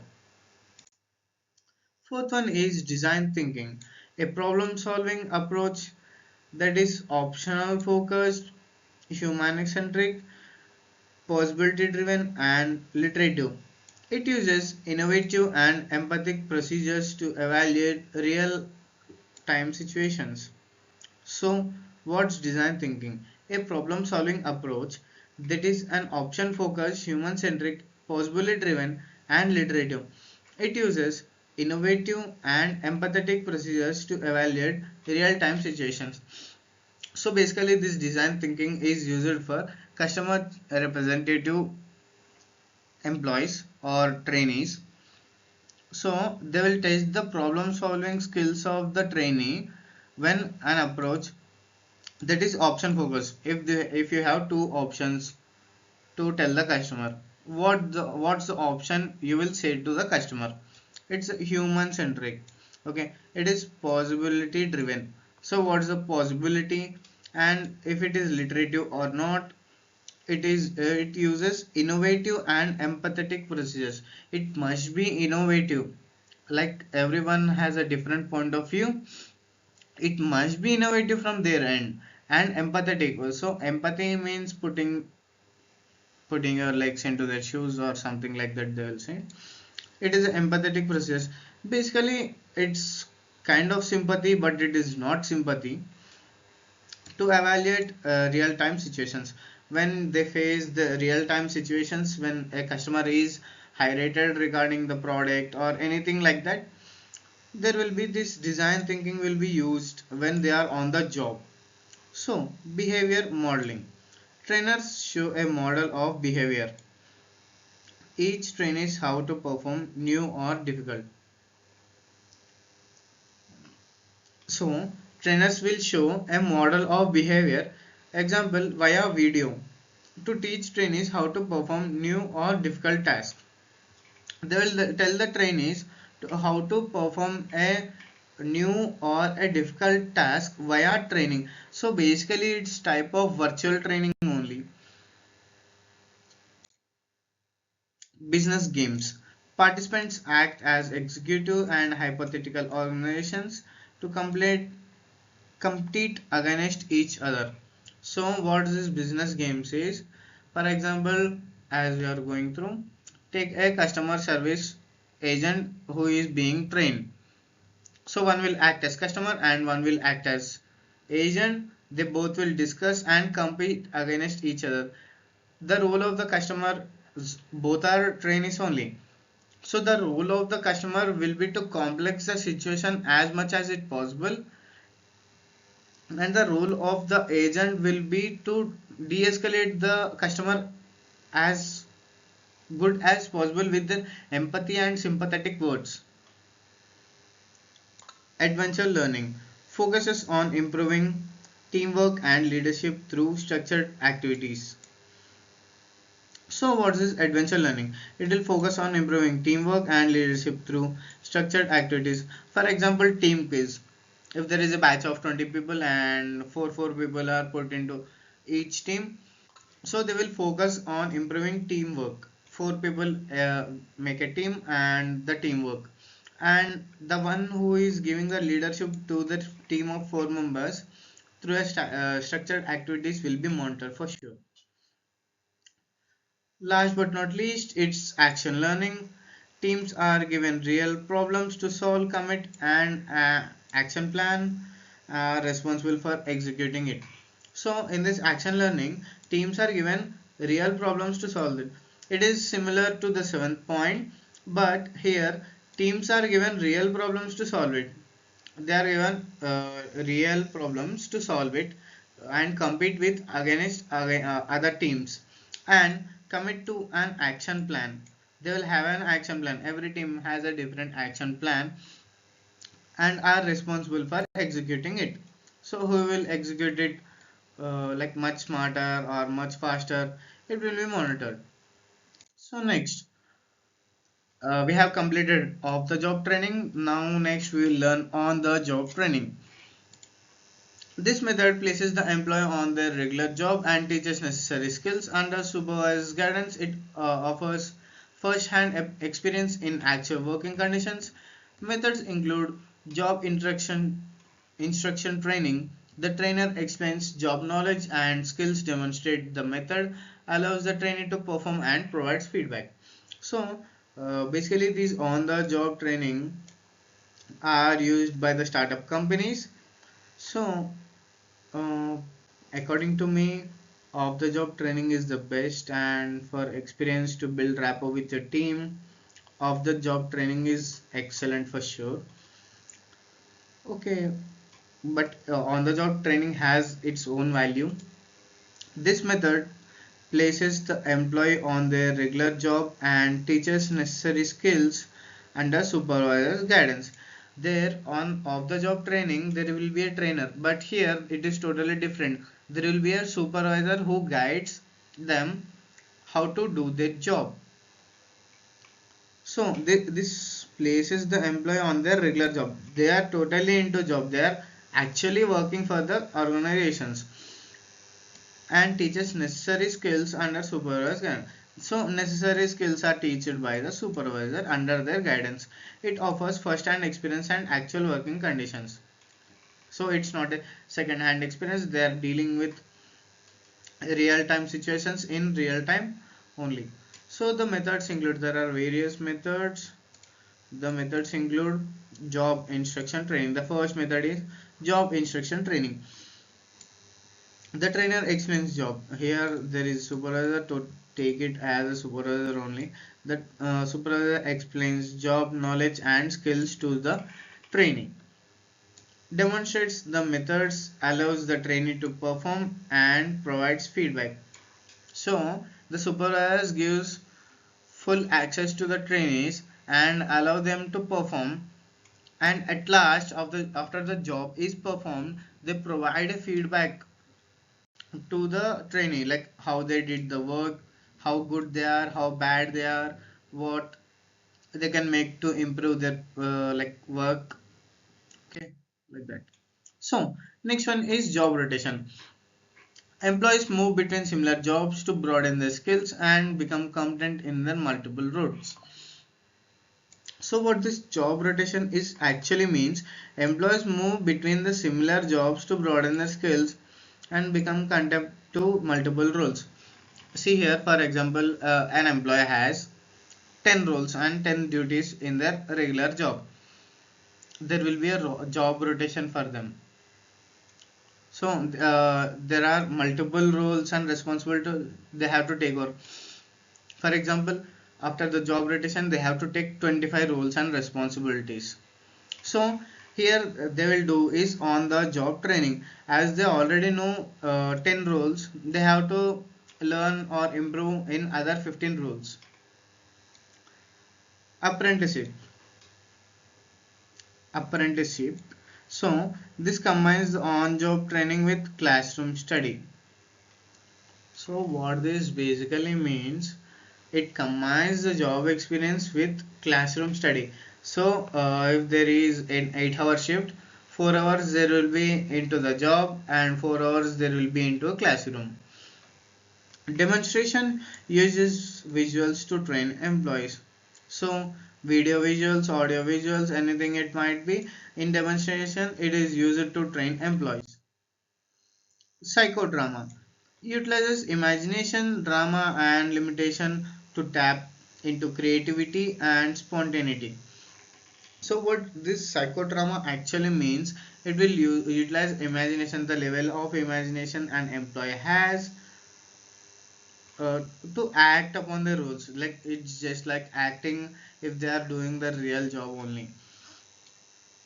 Role play. This involves realistic behavior in imaginary situation. It includes action and practice mainly to improve interpersonal skills. Participants experience the job action. So what this role play means? It involves realistic behavior in imaginary situations. So if even if they are imagining, they will feel like they are doing a realistic job. So okay, it includes job action and practice. Here also practice is needed, like they are not going to do an imaginary situation directly, they will first practice and do a role play. This will mainly improve the interpersonal skills. Participants experience the job in action, they will have a real-time experience with the job. And that wraps up today's deep dive into training methods. From immersive simulations to hand-on job rotations, you have now got the tools to understand how organizations shape the talent. If this helped fuel your brain, don't forget to like, subscribe, and hit the bell icon so you never miss a drop of clarity on the chaos of business concepts. Got questions or want to break down another HRM topic? Drop it in the comments. Brain Fuel is all about learning together.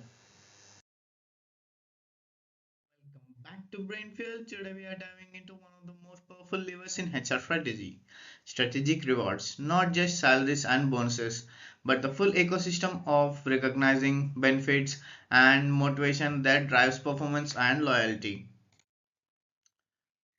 So, strategic rewards decisions to motivate employees. Strategic rewards aim to align employee motivation with organizational goals. Managers make four core decisions. How to pay, pay structure. So, this will establish pay rates based on job values and individual contributions. Factors are performance, achievements, quality of work, knowledge. Goal retaining high performing employees through fair compensation. So, how to pay? So, the pay structure is, this is not about fixed salary, the regular amount of employees get paid. Not everyone gets the same pay. Why? Because people have different jobs, skills, and experience. A manager looks at things like how well someone works, what they achieve, how much they know, and the quality of their work. Based on this, they decide how much earn person should earn. Goal is to make sure talented employees feel valued and stay with the company. And how to pay? They pay in incentives linked to performance, also called variable pay, motivates excellence and rewards achievement. So, this is about extra rewards based on performance. So, they are called as incentives or variable pay. If someone works really well or helps the company succeed, they get extra money or benefits. Examples: bonuses, profit sharing, stock options. So the bonuses are profit sharing. There will be a share in the profit, and stock options. Like some companies offer, like if they work better, they'll give this much of percentage of the company as a stock option. Pay based on skills or output. The goal is to encourage employees to do their best and reward them when they go above and beyond. Variable pay programs. Imagine a central title at the top. Types of variable pay programs. From here, drawn six branches radiating outward like a sunburst, each with its own icon and label. Piece rate pay. So variable pay programs, these are extra payments given to employees based on how well they work. Let's look at the common types. One is price pay produced. What it means: employees get paid for each item they make. The more they produce, the more they earn. Where it is used: mostly in factories like textile or clothing industries. For example, if someone stitches 100 shirts, they get paid for 100 shirts. If they stitch 150, they earn more. Why it works? So it encourages people to work faster and better, especially when quality is also checked. Second one, merit based pay. Merit based pay. So what it means: it is a pay which depends on performance. And what it means: employees get pay extra based on how well they do their job. And how it is decided: managers review performance regularly, like checking goals, results, or behavior. For example, if an employee meets all their targets and helps the team succeed, they might get a rise in bonus. And why it works: it motivates employees to improve and rewards those who get extra mile. Skill based pay. More types of variable pays are explained here simply. These are the extra skill based pay. So these are the extra payments that companies give to employees based on what they know and how well they perform. Skill based pay: pay for skills you have and use. For example, if someone knows how to use advanced software or speak multiple languages, they might earn more than someone who doesn't. And why is it useful? It encourages employees to learn new things and become more valuable to the company. Up next, bonuses. What it means: employees get a one time reward for performing well. For example, if someone meets all their goals or helps company succeed, they might get a bonus at the end of month or year. And why is it popular? It is a simple way to say thank you and motivate employees to keep doing the best. And up next is profit sharing. Share of company profits. What it means: when the company earns profit, it shares portion of the money with its employees. If a company does really well this year, employees might get a bonus based on how much profit it was made.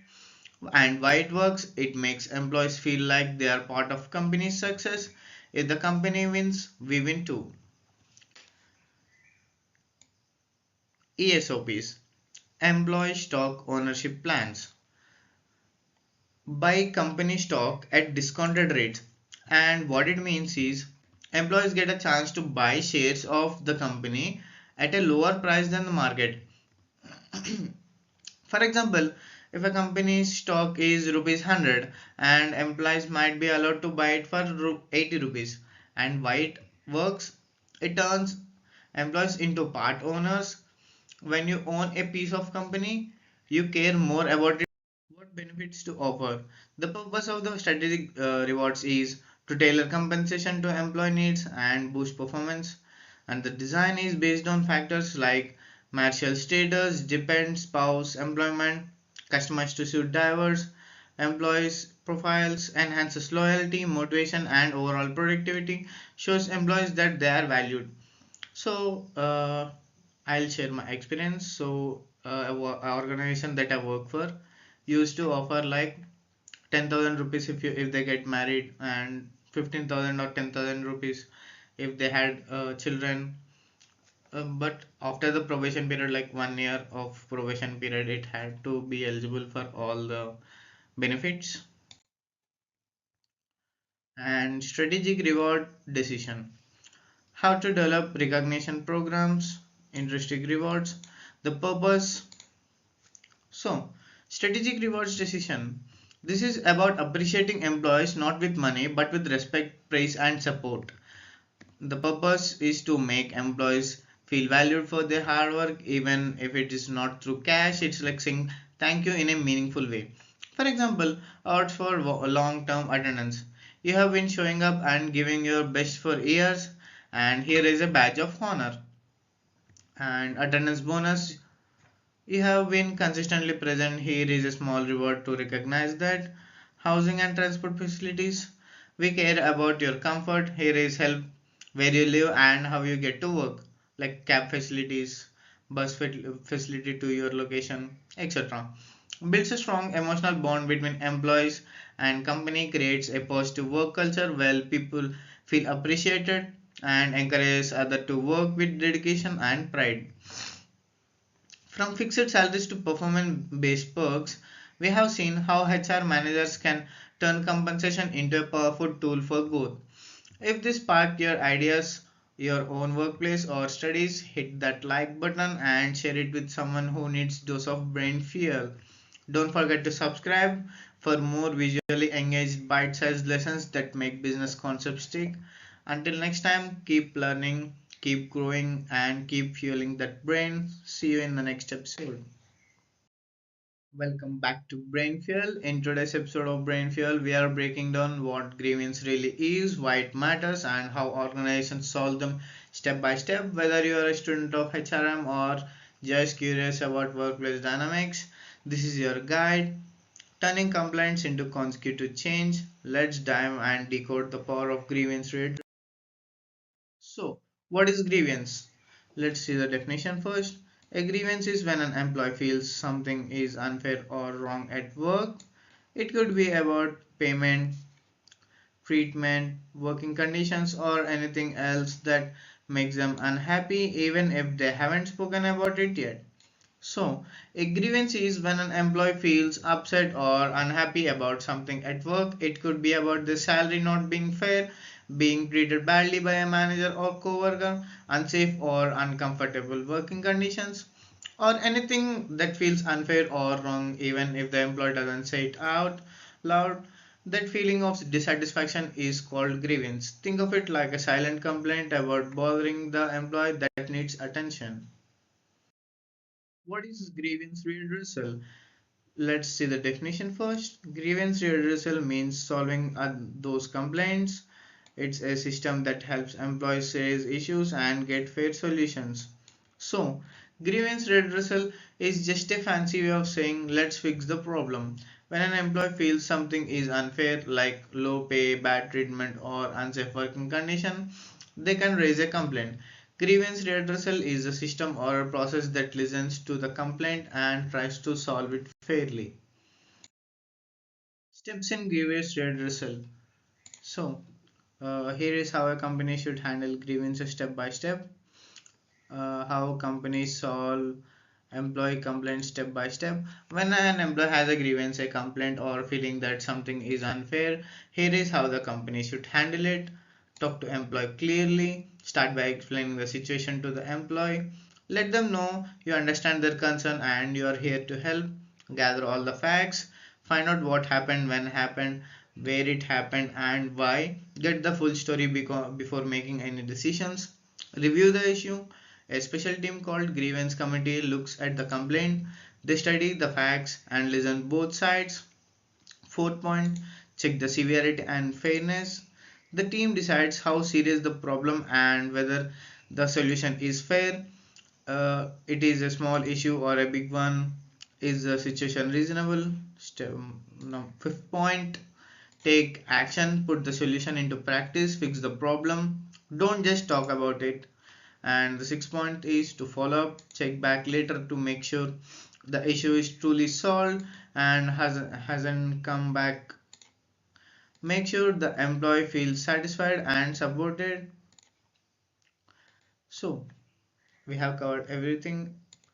Imagine if for example, imagine if a student had a problem with a grade. The teacher listens, checks the facts, talks to the principal, fixes the issue, and then makes sure the student is okay.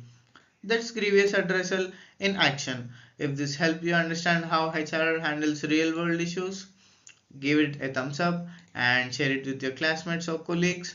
Subscribe to Brain Fuel for more clear visual and practical lessons that make business concept easy to grab. Until next time, stay curious, stay empowered, and keep fueling your brain. See you in the next episode. Back to Brain Fuel. Today we are going to discuss the topic of stress in human resource management. So basically, what is stress? Ever felt like juggling flaming swords while you're riding unicycle? That's what stress is, and it's more common than you think. Whether it's deadlines, drama, or just daily chaos, stress sneaks into our lives and messes with our minds, bodies, and even our jobs. In this episode of Brain Fuel, we are diving deep into stress really is, where it comes from, and how it affects everything from your heartbeat to your behavior. Let's decode the pressure and learn how to manage the madness. What is stress? Explained simply, stress happens when your brain feels worried or overwhelmed because something isn't important is at stake, but you're not sure how it will turn out. Imagine if you're about to take a big exam, you want to do well, but you're not sure if you will. That feel of pressure, nervousness, or tension, that's stress. It's your body and mind reacting to challenge. Sometimes it helps you focus and perform better, but if it gets too strong or lasts too long, it can make you feel tired, anxious, or even sick. Here is the definition of stress. Stress is when a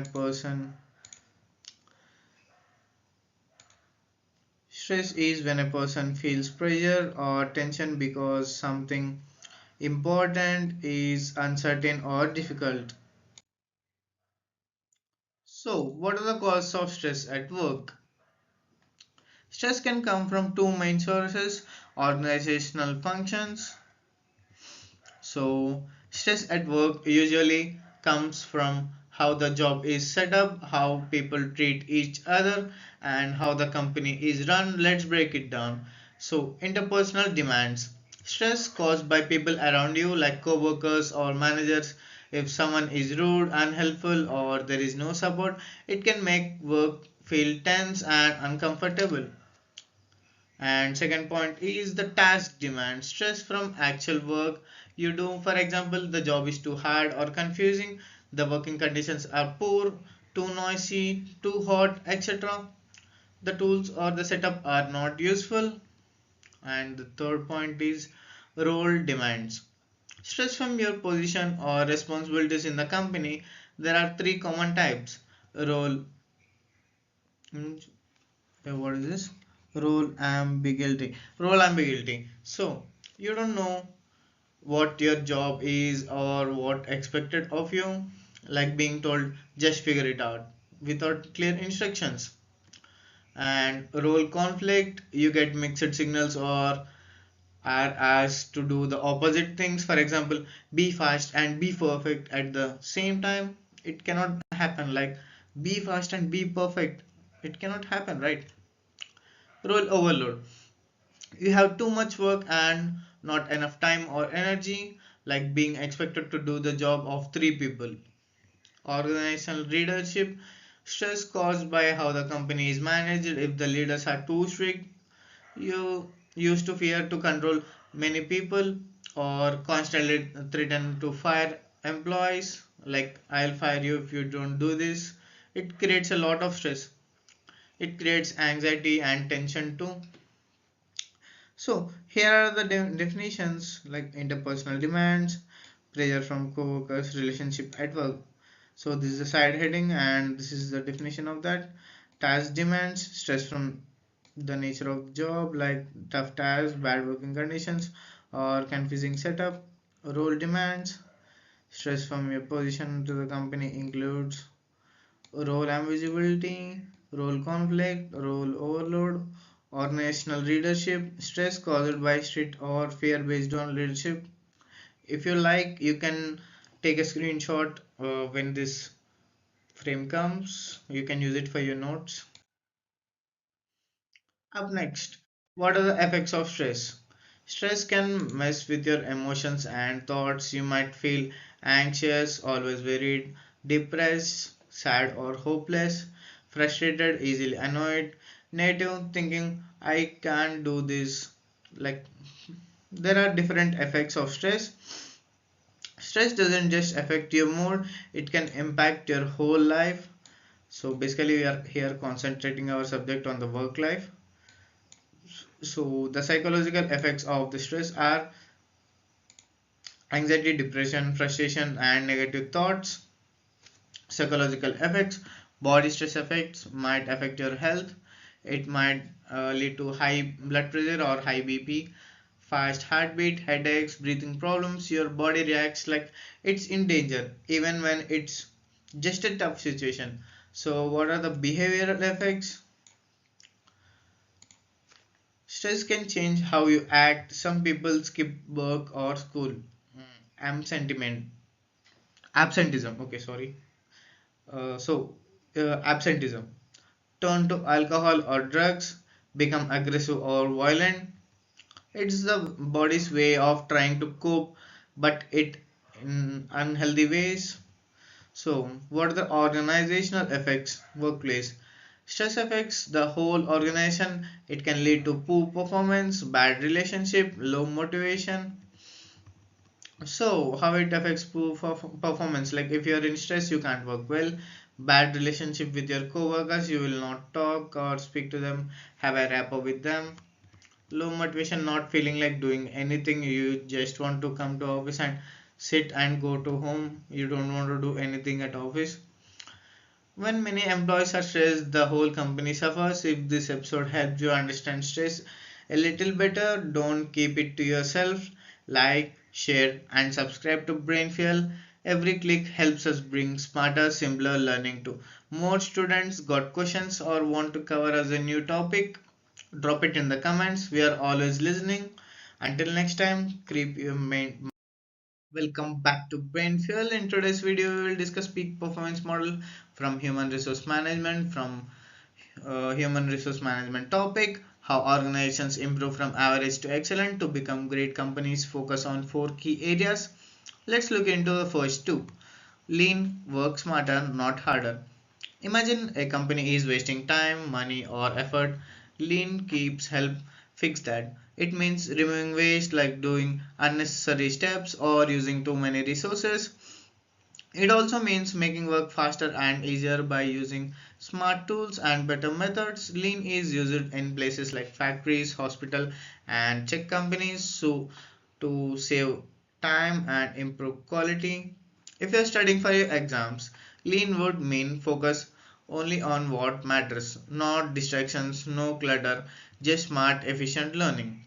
So this was the example for a lean.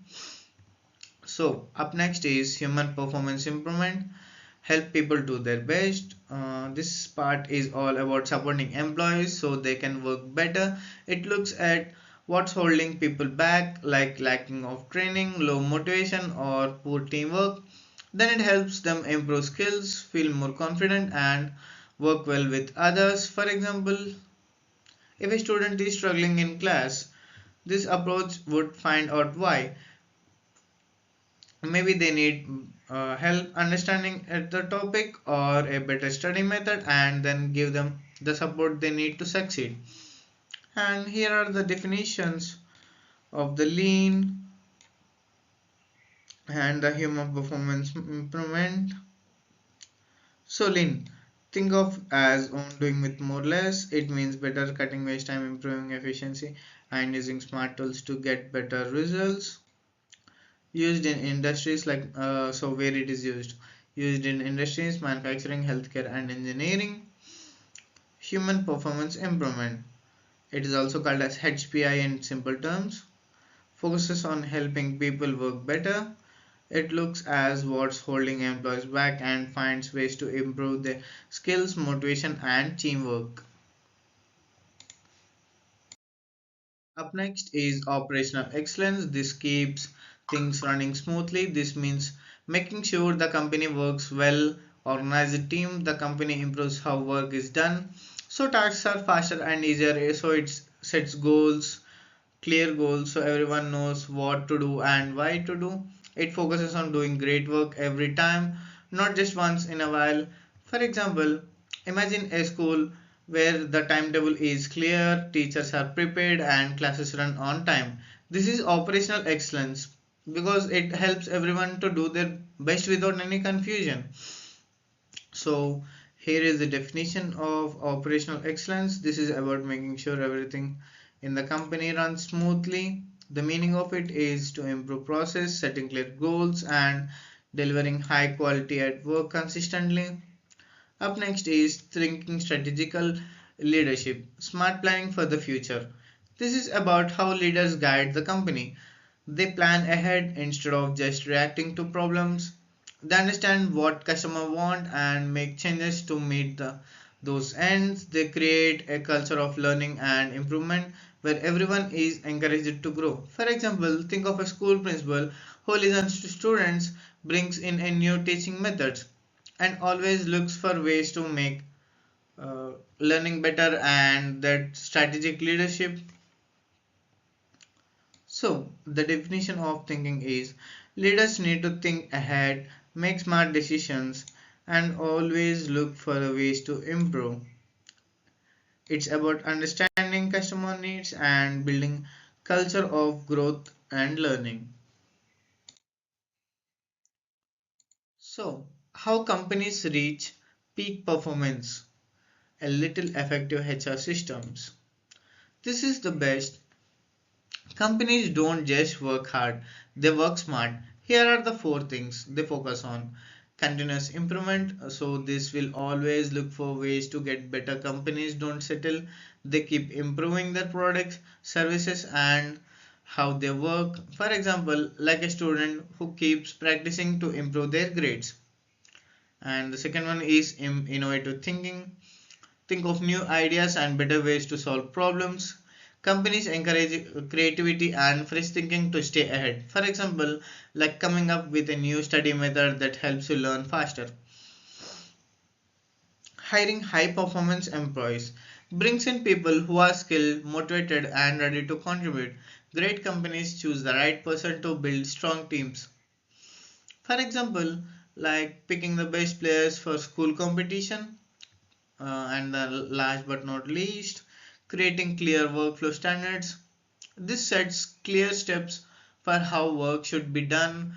This helps everyone stay organized and consistent. For example, like having a fixed routine for studying so you don't waste time.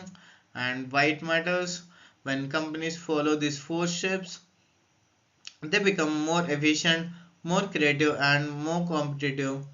That's what leads to peak performance. Organizational culture and why it matters. Organizational culture, let me clearly explain it to you. Think of a culture as the personality of a company. Just like person has own style, values, and way of behaving, so does every organization. What makes up culture? Shared values and benefits. What the company stands for, like honesty, teamwork, and creativity. Visible things, dress code, office design, logos, and even how people greet each other. For example, a school's culture might include wearing uniforms, respecting teachers, and celebrating achievements. That's what makes the school feel unique. Why culture matters. A strong and respectful culture helps the company.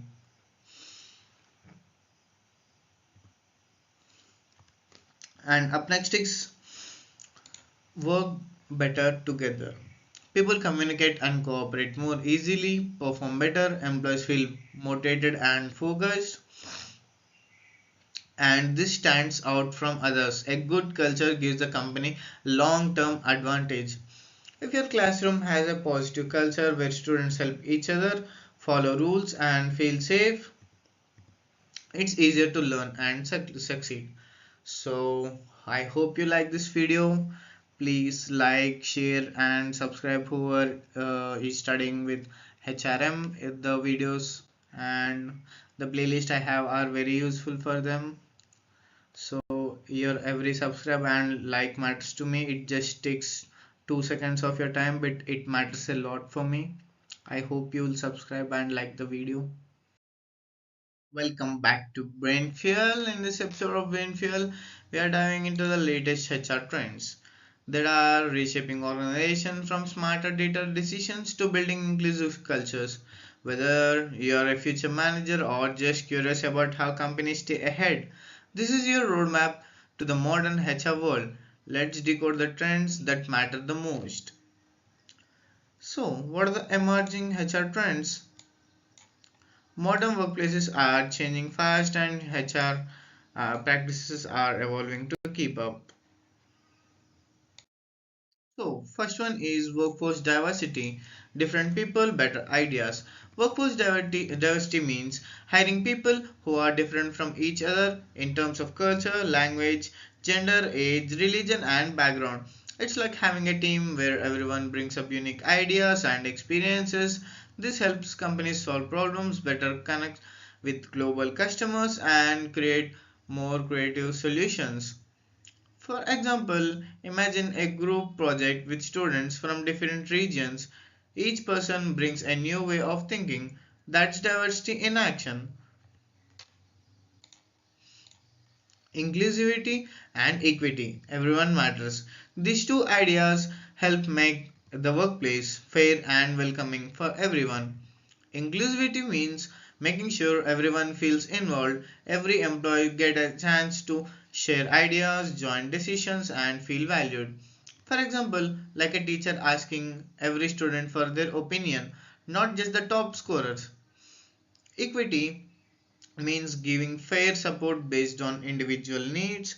It's not about treating everyone exactly the same but about helping each person in the way they need. For example, if one student needs extra help with math, equity means giving them that help so everyone has a fair chance to succeed. Here are the definitions. Workforce diversity, hiring people from different cultures, backgrounds, and experiences. It helps companies bring in fresh ideas and better understand global customers.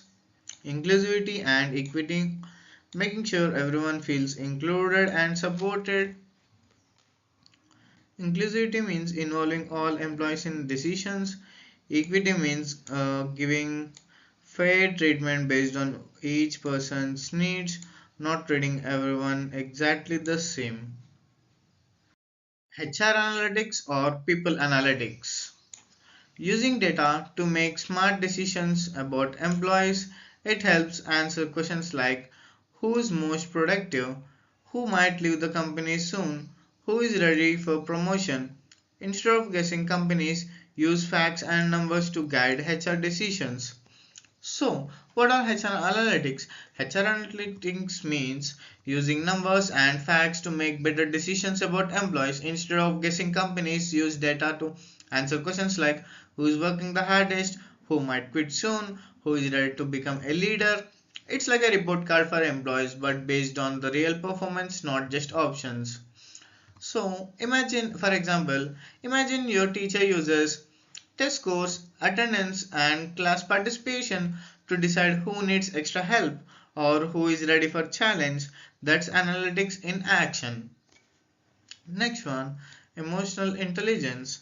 Understanding and managing emotions, your own and others. It helps build strong relationships, reduce conflict, and improve teamwork.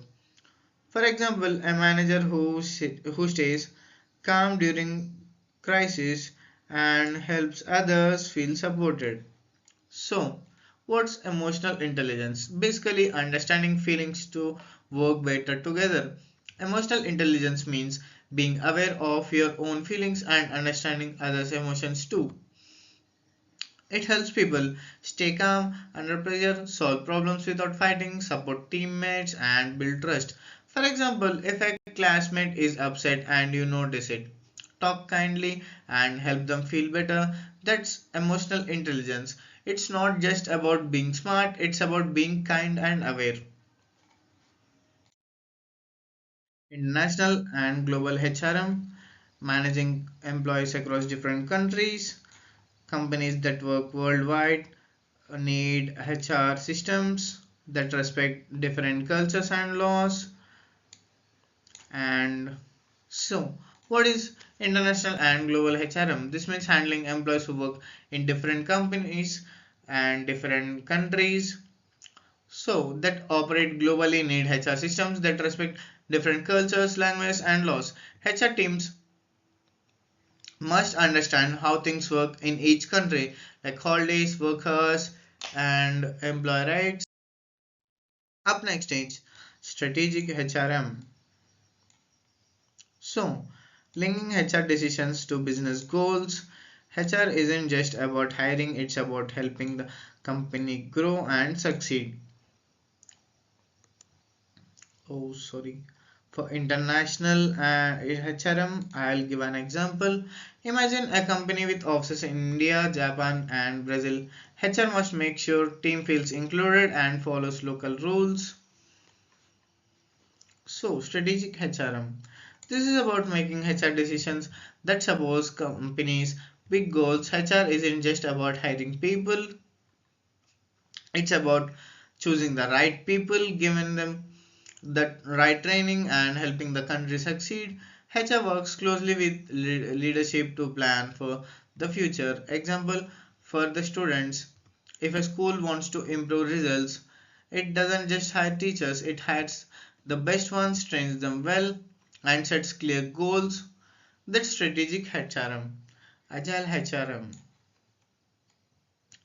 Agile HRM means being quick to adapt to open a change.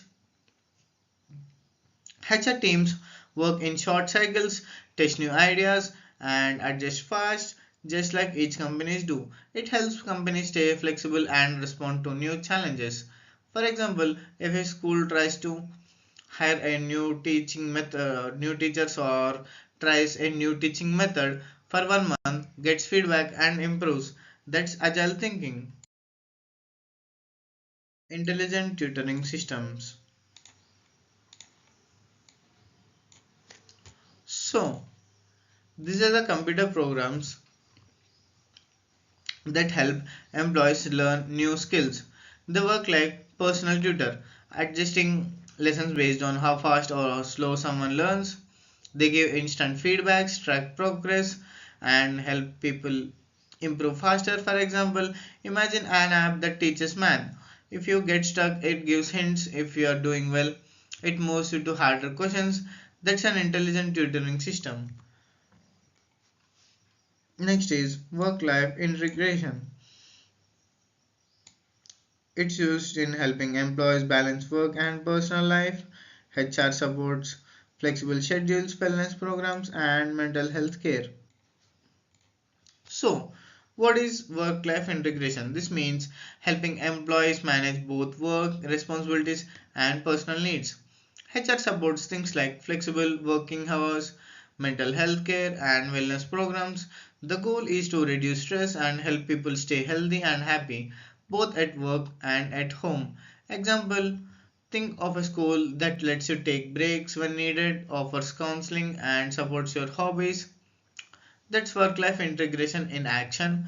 If you found this helpful, don't forget to like, share, and subscribe to Brain Fuel, where learning meets clarity, creativity, and a little bit of magic. See you in the next episode. Until then, take care.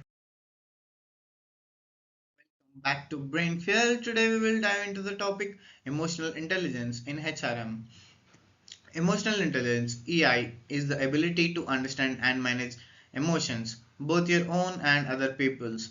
It helps you stay calm, build strong relationships, and make smart decisions, even in tough situations. Let's understand the definition of emotional intelligence. EI means knowing how you feel, why you feel that way, and how to handle it. It also means understanding how others feel and respond kindly and wisely. So, what is emotional intelligence? Think of emotional intelligence like your feeling superpower. It helps you understand your own emotions and also notice how others feel. If you know why you're angry or sad and you can calm yourself down, that's emotional intelligence. If you see a friend is upset or you comfort them or listen, that's EI too. That's not just about feelings, it's about using emotions in smart ways to make good choices and build better relationships. Why emotional intelligence is important? Emotional intelligence help you do six powerful things: understand your own emotions, know what you're feeling and why so, you don't let emotions control you, understand others' emotions, notice when someone's happy, sad, or stressed and respond with kindness, stay motivated and focused, push yourself to reach goals even when things get tough, handle stress and conflict, stay calm during problems and solve them without fighting, build strong relationships, be a good friend, teammate, or leader by listening and caring, become a better leader, help others feel confident, work together, and achieve as team. Example: imagine you are nervous before a test. Instead of panicking, you take deep breaths and focus. That's using emotional intelligence. Now imagine your friend failed the test and feels sad. You talk to them kindly and cheer them up. That's emotional intelligence too. Why emotional intelligence is needed? AI supports this all these things. I'll explain them one by one. So, emotional intelligence helps us deal with feelings in smart and healthy ways. It's not just about being emotional, it's about using emotions to make better choices, build stronger relationships, and grow as a person. Here is how AI supports us: emotional awareness and regulation. So, it helps you notice your feelings and control them. For example, if you're angry, AI helps you calm down instead of shouting. Second point: positive communication and empathy.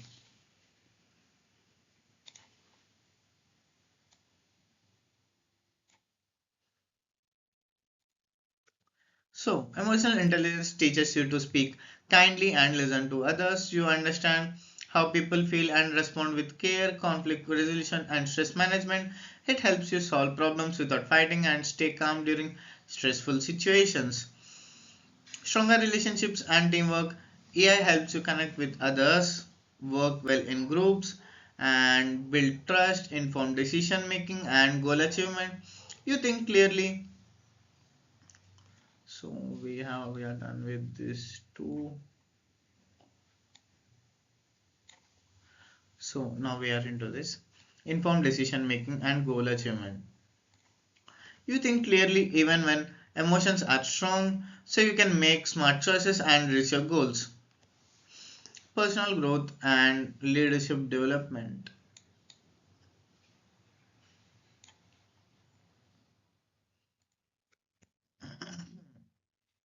So, emotional intelligence helps you become more efficient, confident, responsible, and ready to lead others. The key emotional skills developed through AI are and self awareness. So, what is self awareness? Know your emotions and how they affect you. Self regulations, staying calm and in control of your reaction. Up next, motivation, pushing yourself to keep going even though when it's hard. Empathy, understand and caring about how others feel. Empathy is totally about understanding how the other person feel.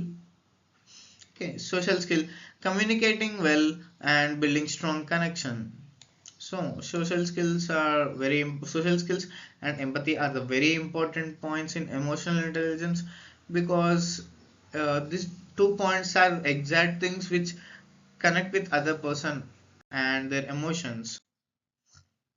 So first one is empathy. This means caring about how others feel. Try to imagine being in their situation. When you show empathy, people trust you more and feel comfortable around you. So the definition is: put yourself in others' shoes, understand their feelings, and know genuine interest builds trust and likability. Second point is self-awareness. Know what you're feeling and why. If you're angry or sad, understand it before reacting. This helps you make better choices. So, recognize your emotions and how they affect your behavior helps in making thoughtful choices. See, for example, you're facing many issues in your personal life. So venting them on your people or your colleagues, classmates, that doesn't help, right? That is self-awareness. This is your personal life, this is your work life or your college life, etc. etc. You are angry here and you show it here. That doesn't work, right? People get frustrated and it decreases your likability. Most people don't understand what you're facing when they are don't even know what you are going through in your personal life. So self-awareness is most important. Positive attitude. Stay hopeful and look for good side of things. A positive mindset helps you feel less stressed and get along better with other side. Stay optimistic. Positivity reduces stress in relationships. Next one, self-control. So self-control is nothing but don't let your emotions take over. So up next is adaptability. Be open to change. If something doesn't go as planned, adjust and keep going. It helps you work better with different people and different situations. So the definition is be flexible, adjust to change and work well with others, because adaptability is all about adapting you with different people. There are different mindsets of people, so be adaptive whenever and wherever you are. Self motivation. Push yourself to reach your goals. Even when things get hard, stay focused and keep trying. Motivation comes from inside you. Drive yourself towards goals. Stay enthusiastic and focused. Next is teamwork. Work well with others. Listen to their ideas, help out, and solve problems together. Good teamwork makes everyone stronger. Collaborate effectively, listen, cooperate, and resolve conflicts. Personal communication. Speak clearly and respectfully. Share your thoughts in a way others understand. Good communication builds strong connections. So, express yourself clearly, build rapport and understanding. Next one is influencing. Encourage others to do the right thing. Be a role model. When you speak with confidence and kindness, people listen and follow your lead. So, inspire and guide others, make a positive impact through interaction. So, now you know emotional intelligence isn't just about feelings, it's about using those feelings to grow, connect, and lead, whether it's staying calm under pressure, showing empathy, or working as a team. Emotional intelligence helps you become a best version of yourself. And likability will increase, people will be interested to talk to you, leadership skills will be increased. Keep practicing these skills in everyday life and you will see the difference in your confidence, your relationships, and your success. This is Brain Fuel, where learning isn't just smart, it's powerful. See you in the next video. Until then, welcome back to Brain Fuel. In today's video, we will discuss what is strategic human resource management. In this video, we'll break down what strategic HRM really means, explore powerful models like business oriented model, SLAP model, and strategic fit model, and show how HR can become a driving force behind business success. Let's dive in and see how strategy meets powerful people. What is strategic HRM?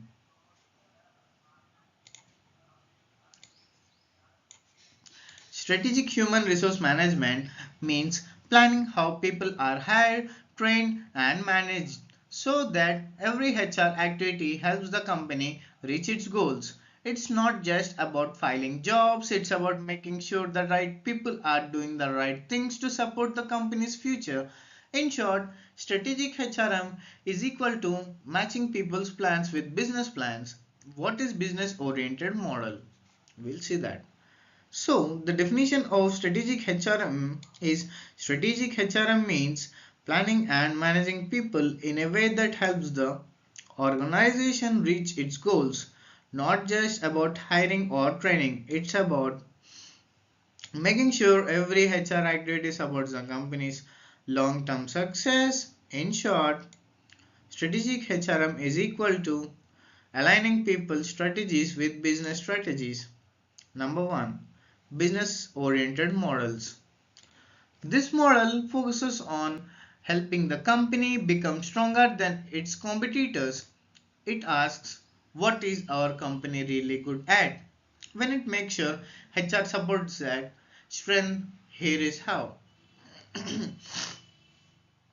HR hires people with the right skills for the company's goals. HR trains employees to improve those skills. HR manages performance to keep everyone focused and committed. Imagine a company wants to be the best in customer service. The HR team will hire friendly and patient staff, train them to handle customers well, and reward them for great service. Every HR decision supports the company's goals of being number one in customer service. This model focuses on building competitive advantage. HR activities like hiring, training, and performance management are designed to support companies' core strength. Just like the example I just gave, what is the company's core strength and direction? See, here in my example, the company works for customer support. It hires people with friendly and patient staff who can handle customers and trains them in a better way. So, this is what my example gives strength to. Management are designed to support the company's core strength and direction. So, there are only 3 points in this.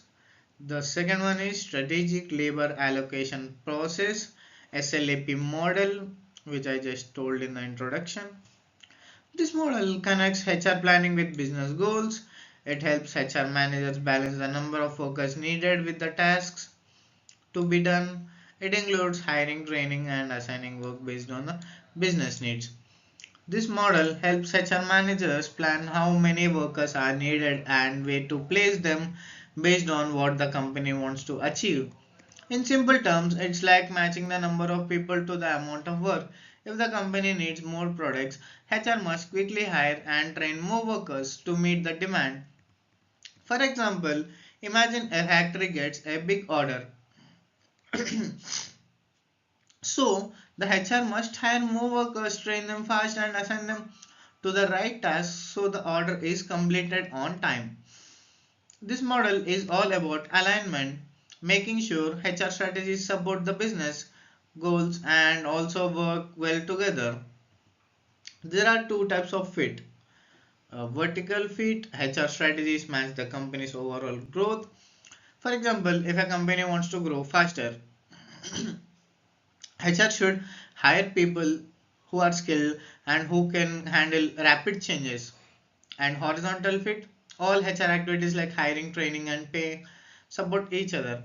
For example, if HR hires creative people, they should also be trained in innovation and rewarded for new ideas. In simple, HR plans should match the company's goals. Vertical fit and all HR activities should work together smoothly. For example, if a company wants to be known for innovation, HR should hire creative thinkers, train them new skills, and give bonuses for fresh ideas. That's strategic fit in action. So now we have, so let's dive into the, this model is all about alignment, making sure HR strategies must both match the business strategy and to each other. Two types are explained: vertical fit, horizontal fit. This is to grow business, this is to grow the recognition of the company. So now you have seen the strategic HRM terms, everyday HR tasks into powerful tools for business success. Whether it's hiring the right people, training them with purpose, or aligning every HR decision with company goals, strategy is key. From business oriented models to SLAP and strategic fit, each approach show how HR can shape the future of organization. Keep exploring, keep questioning, and remember, smart HR isn't just about people. It's about purpose. This is Brain Fuel, where strategy meets clarity. See you in the next lesson. Until then, like, share, and subscribe. Your subscribe is very precious to us. What is Agile HRM? Welcome back to Brain Fuel. In today's topic, we will discuss what is Agile HRM. Agile HRM is a smart and flexible way of managing people in a company. It helps HR teams move quickly, adjust to changes, and listen to employees so that work becomes smoother and more enjoyable. Originally, the Agile method was used in software development to make things faster and better. Now it's used in HR to improve how companies hire, train, motivate, and support their employees. Imagine your school changes the timetable suddenly and flexible teacher quickly adjust to the lesson plan and make sure students still learn well.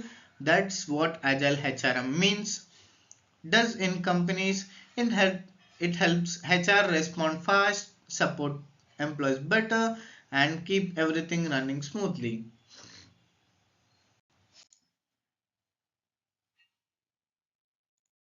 So, Agile HRM practices, Agile recruitment. So, what is Agile recruitment? Instead of only checking degrees or certificates, HR looks at whether the person fits the company's values and work style. It's more flexible and focuses on real life experience and how well someone will work with the team. For example, it's like choosing a teammate not just because they are smart, but because they are also kind, helpful, and fit the group's vibe. So, let's dig into the definition. Instead of just checking qualifications, HR looks at whether the person fits the company values and culture. It's flexible to focus on real time experience. So, how they will check if they are looking for a customer support service agent. So, the main key will be patience. They'll make a person sit in a room for 8 hours straight. If he gets frustrated, throws his files. So he is not patient. It's proved, and he is unfit for the job. That's how they choose. And coming to the second point, agile performance management. Feedback isn't given just once in a year. It's scheduled regularly. It is scheduled regularly. Everyone in the team can give feedback, not just the manager. This helps employees improve faster and feel more appreciated. Example, imagine getting helpful tips every week from your teacher and classmate instead of waiting for a big exam at the end.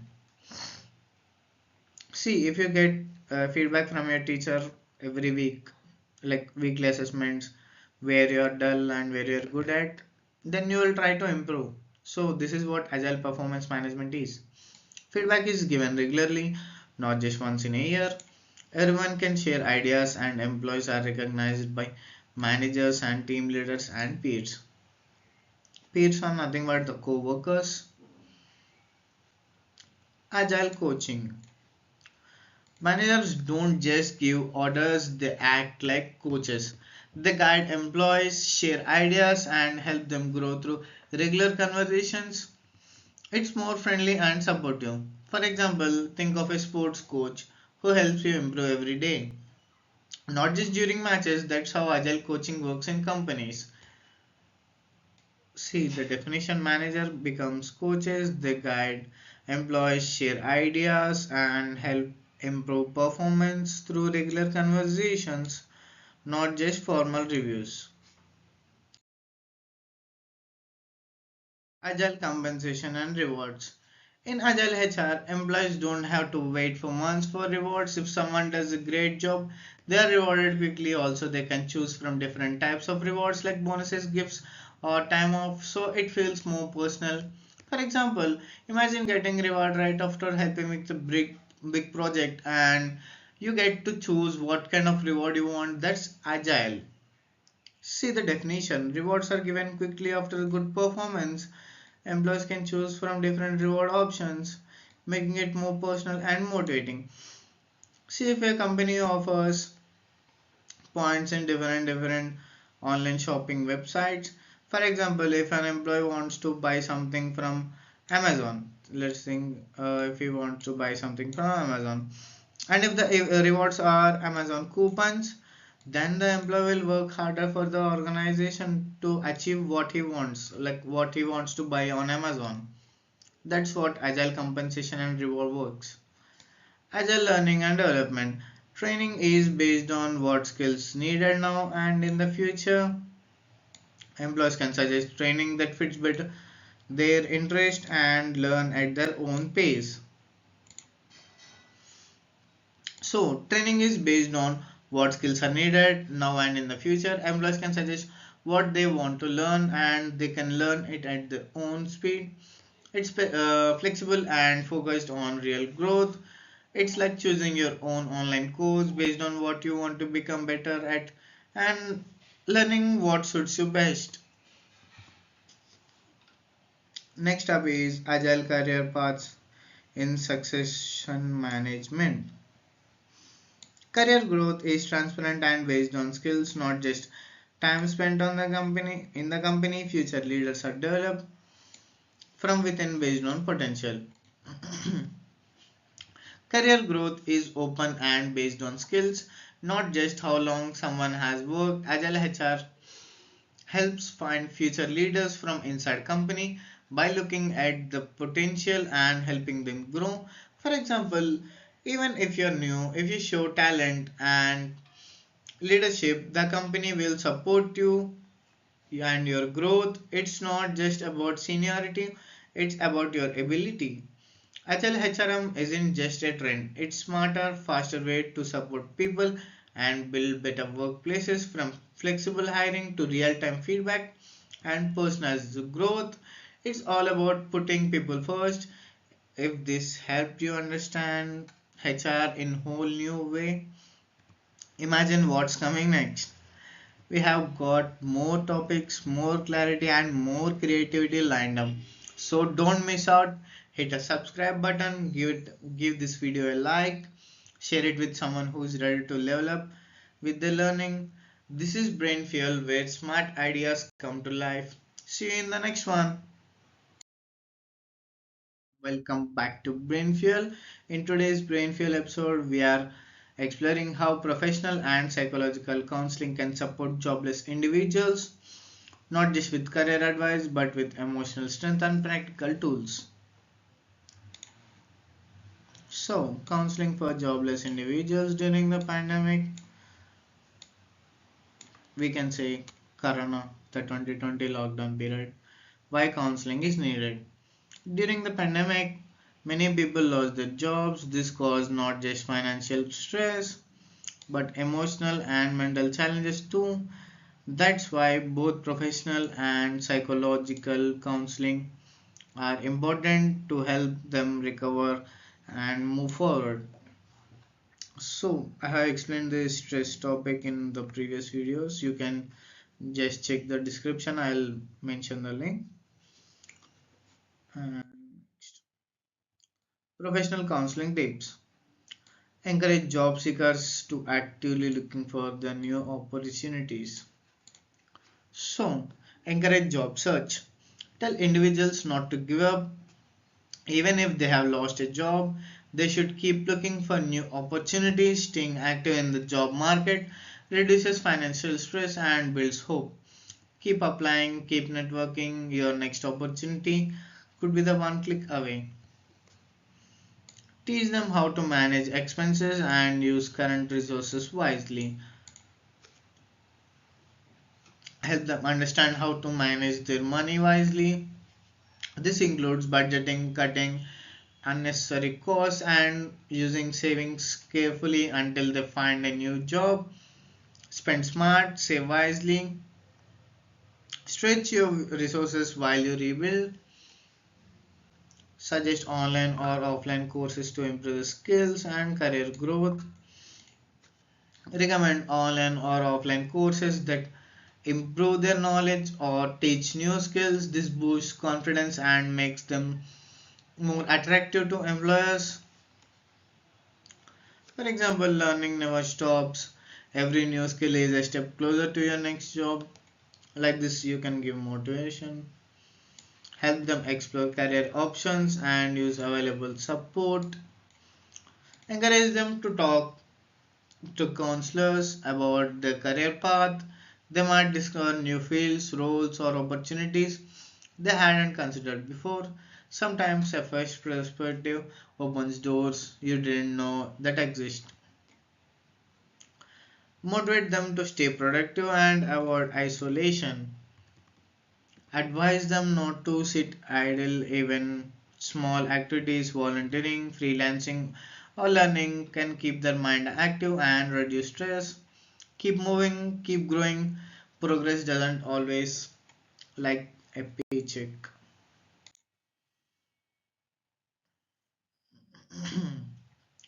Psychological counseling tips. Encourage people to stay connected with others through phone calls, messages, or video chats. Talking to friends or family helps reduce loneliness and keep their mood positive. Even a short chat can lift someone's spirits and remind them that they are not alone. Help them build a daily routine with time for job search, rest, and hobbies. Help them build a schedule that includes time for job searching, relaxing, and doing things they have to enjoy. Having structure gives a sense of control and purpose. For example, a simple routine can turn a stressful day into a productive one. Encourage healthy habits like good sleep and balanced diet. Good sleep, nutritious food, and regular rest are essential. These habits keep the mind and body strong during tough times. Eat well, sleep well. Your brain works better when your body feels good. Support skills building and taking smart risks. Encourage them to learn new things or try something outside their comfort zone, like applying for different type of job or joining a new course. It builds confidence and opens new doors. Growth happens when you stretch yourself just a little at a time. Recommend physical activity to boost mental health. Exercise helps reduce stress and improves mental health. Even a short walk or home workout can make a big difference. Move your body, clear your mind. Physical activity is a natural mood booster. Advise them to avoid worrying about things beyond their control. Let go of what you can't control. Teach them not to do well on things they can't change, like the economy of job market. Focus on what they can do. It helps reduce anxiety. Worrying about the weather won't stop the rain. Focus on what's in your hands. If needed, suggest therapy or medication to manage depression. If someone feels overwhelmed or depressed, professional help like therapy or medication can support recovery. It's okay to ask help. Mental health matters. Getting support is a sign of strength, not weakness. So, if this video helped you understand how HR can truly care for people, imagine what's next. Tap subscribe and give this video a like and share it with someone who believes learning should be empathic and empowering. This is Brain Fuel, where knowledge meets compassion. See you in the next one. Welcome back to Brain Fuel, where we turn business buzzwords into bit-sized brilliance. Today we are diving into HR Scorecard, a powerful tool that shows how strategies drive performance, satisfaction, and success. HR Scorecard. So, we are diving into the topic. The definition of the HR scorecard is a strategic evaluation tool used to align HR activities with organizational goals. It assesses how effectively HR functions contribute to overall performance. So now, think of a HR scorecard like a report card for the HR department. Just like students get grades and show how well they are doing in school, the HR scorecard shows how well HR is helping to the company success. Here, there is no employee. There is HR who is being scored. So it's a tool that checks, are HR activities helping the companies reach its goals?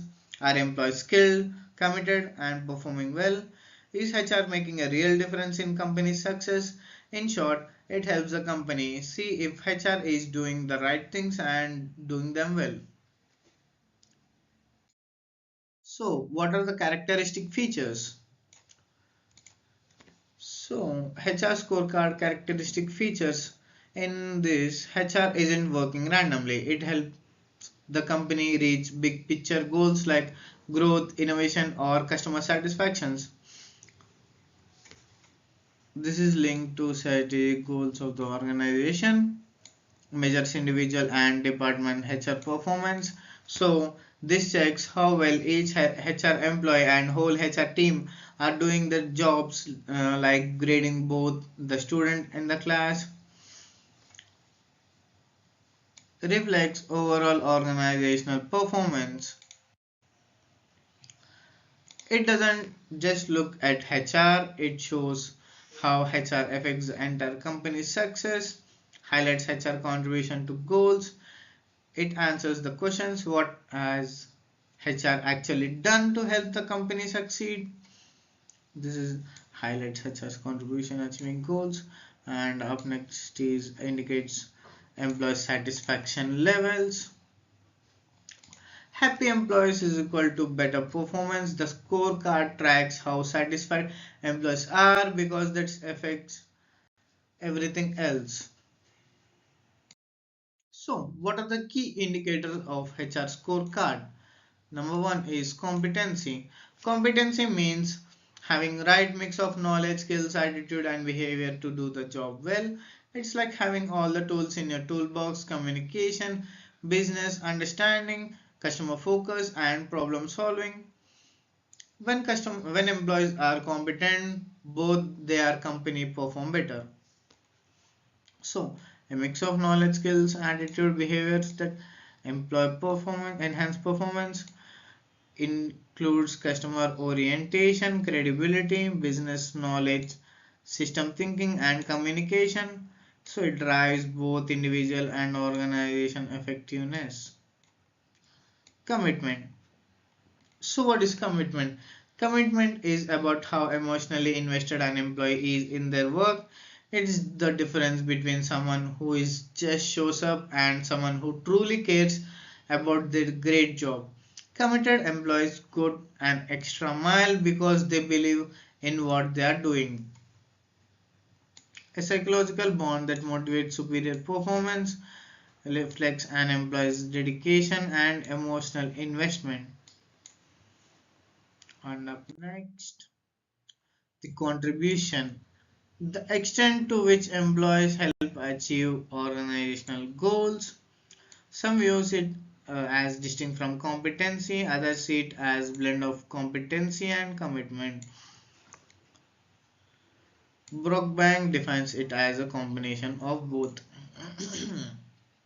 So, contribution is how much an employee helps in company reach its goals. Some experts say it's separate from competency, while others say it's a mix of competency and commitment. Think of it like if competency is your ability and commitment is your motivation, contribution is the result. And up next is engagement. Emotional and cognitive connection with work and the organization. It involves satisfaction, enthusiasm, involvement, and retention. Engaged employees are key to organizational success. So, engagement is how connected and enthusiastic employees feel about their work and the company. Engaged employees are happy, involved, and likely to stay longer. This is what retention means. They are not just working, they are thriving, and that boosts overall performance. HR performance is the final result of all HR strategies and efforts. It shows whether HR is helping the company grow, compete, and succeed. Strong HR performance means HR is not just a support function, it's a strategic powerhouse. So this is what HR performance means. Outcome of HR strategies aligned with business goals. Internal HR capabilities contribute to sustainable competitive advantage. So don't just watch. Join the journey, tap subscribe, hit a like and share this with someone who's ready to learn differently. This is Brain Fuel, where learning gets a visual upgrade. See you in the next one. Welcome back to Brain Fuel. In this episode, we are breaking down what mergers and acquisitions really mean, the different types, and the powerful role HR plays in keeping people, policies, and performance aligned. Merger. A merger is when two or more companies join together to become one. After the merger, only one company continues to operate and the other company disappears.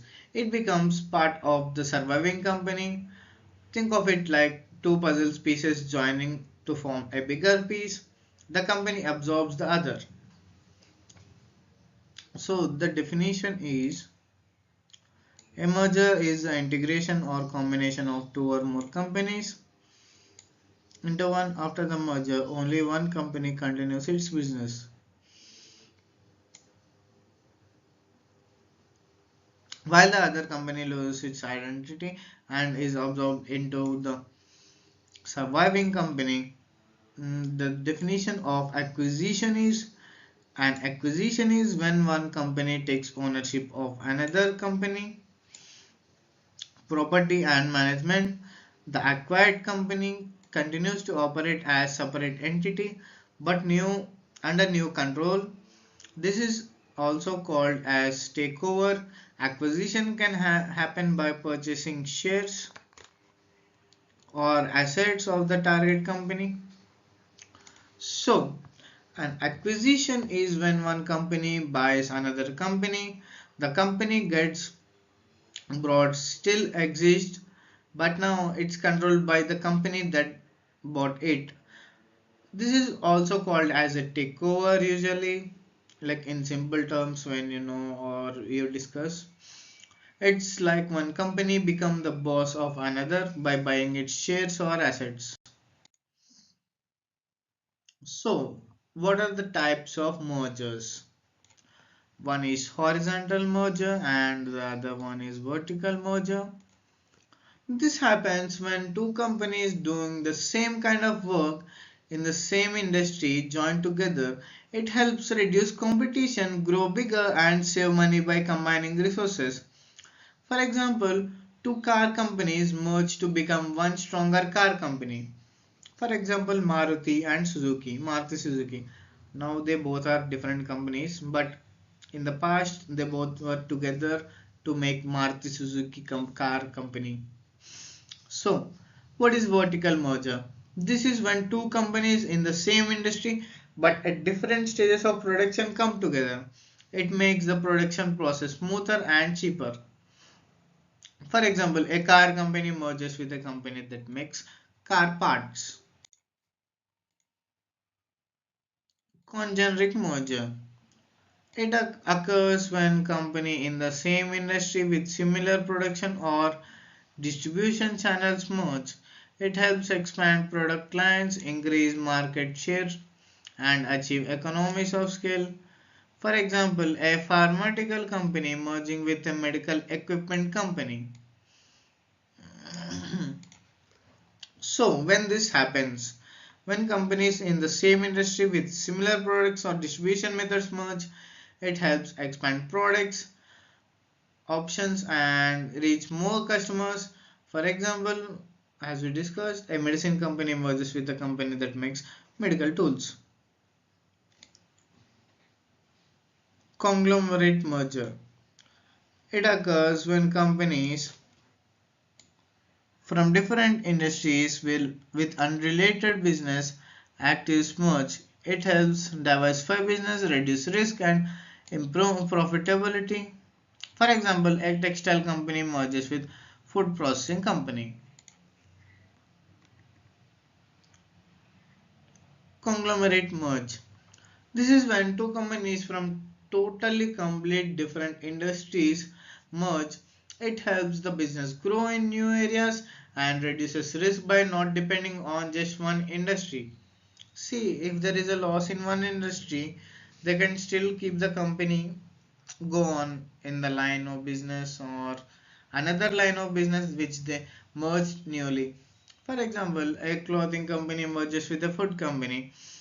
If the just think of it like there is a pandemic has just completed, no one will be interested to buy food from you. They are interested more interested to cook food on their own. Then the food company will be into losses or break, it will be running in a break even point or something like that. Role of HR department in mergers and acquisitions. So what is the HR role in mergers and acquisitions?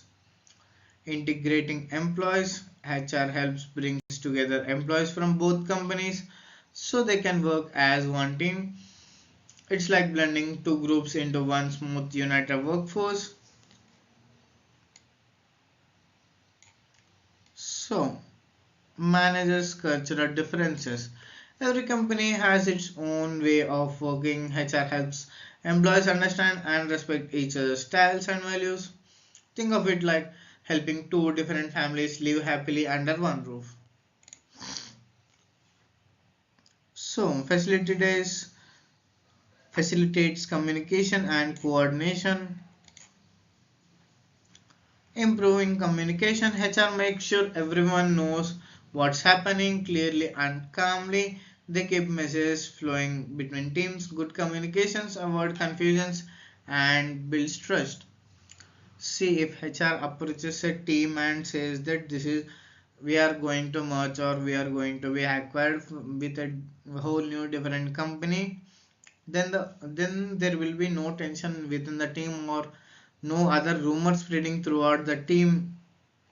This actually happens when HR doesn't get involved on what is actually happening. There will be rumors spread like your jobs will be gone. They will be under pressure, like if they want to seek a new job or what will happen to our jobs, where we will find the jobs. All this stress can make a poor performance in them. So, handles resistance to change. Some employees may feel worried or unsure. HR supports them, answers questions, and helps them adjust. Change can be scary. HR helps make it smoother. Overseas training and development.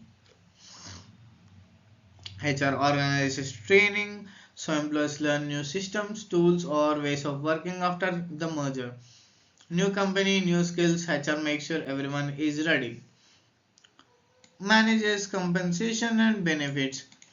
HR ensures that salaries, bonuses, and benefits are fair and consistent across both the companies. Everyone should feel valued and treated equally. Ensures legal and compliance issues after the addressed.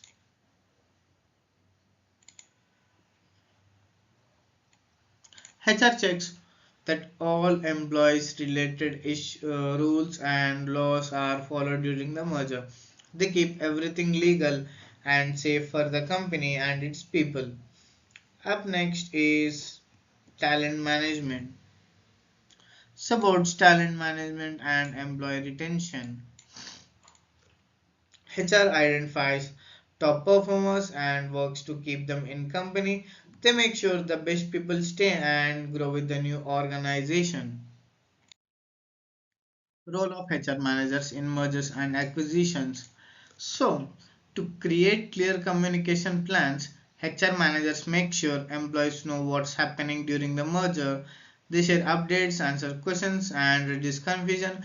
They keep everyone informed so that no one feels left in the dark. Develop communication plans to inform employees.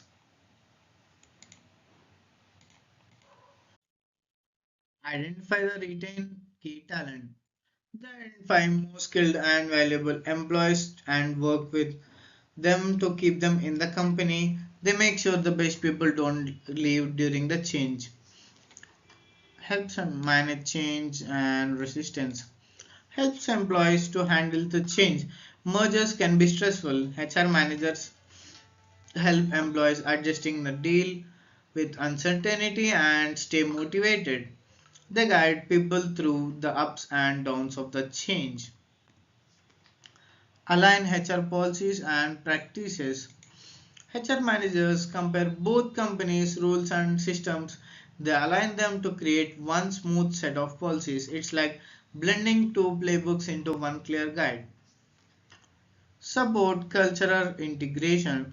They help employees from different company cultures work well together, understand each company, and build trust. They make sure everyone feels like a part of the same team. Organize training and development. HR managers arrange training so new employees learn new tools, systems, or ways of working after the merger. They help people get ready for the new environment. Handle compensation and benefits.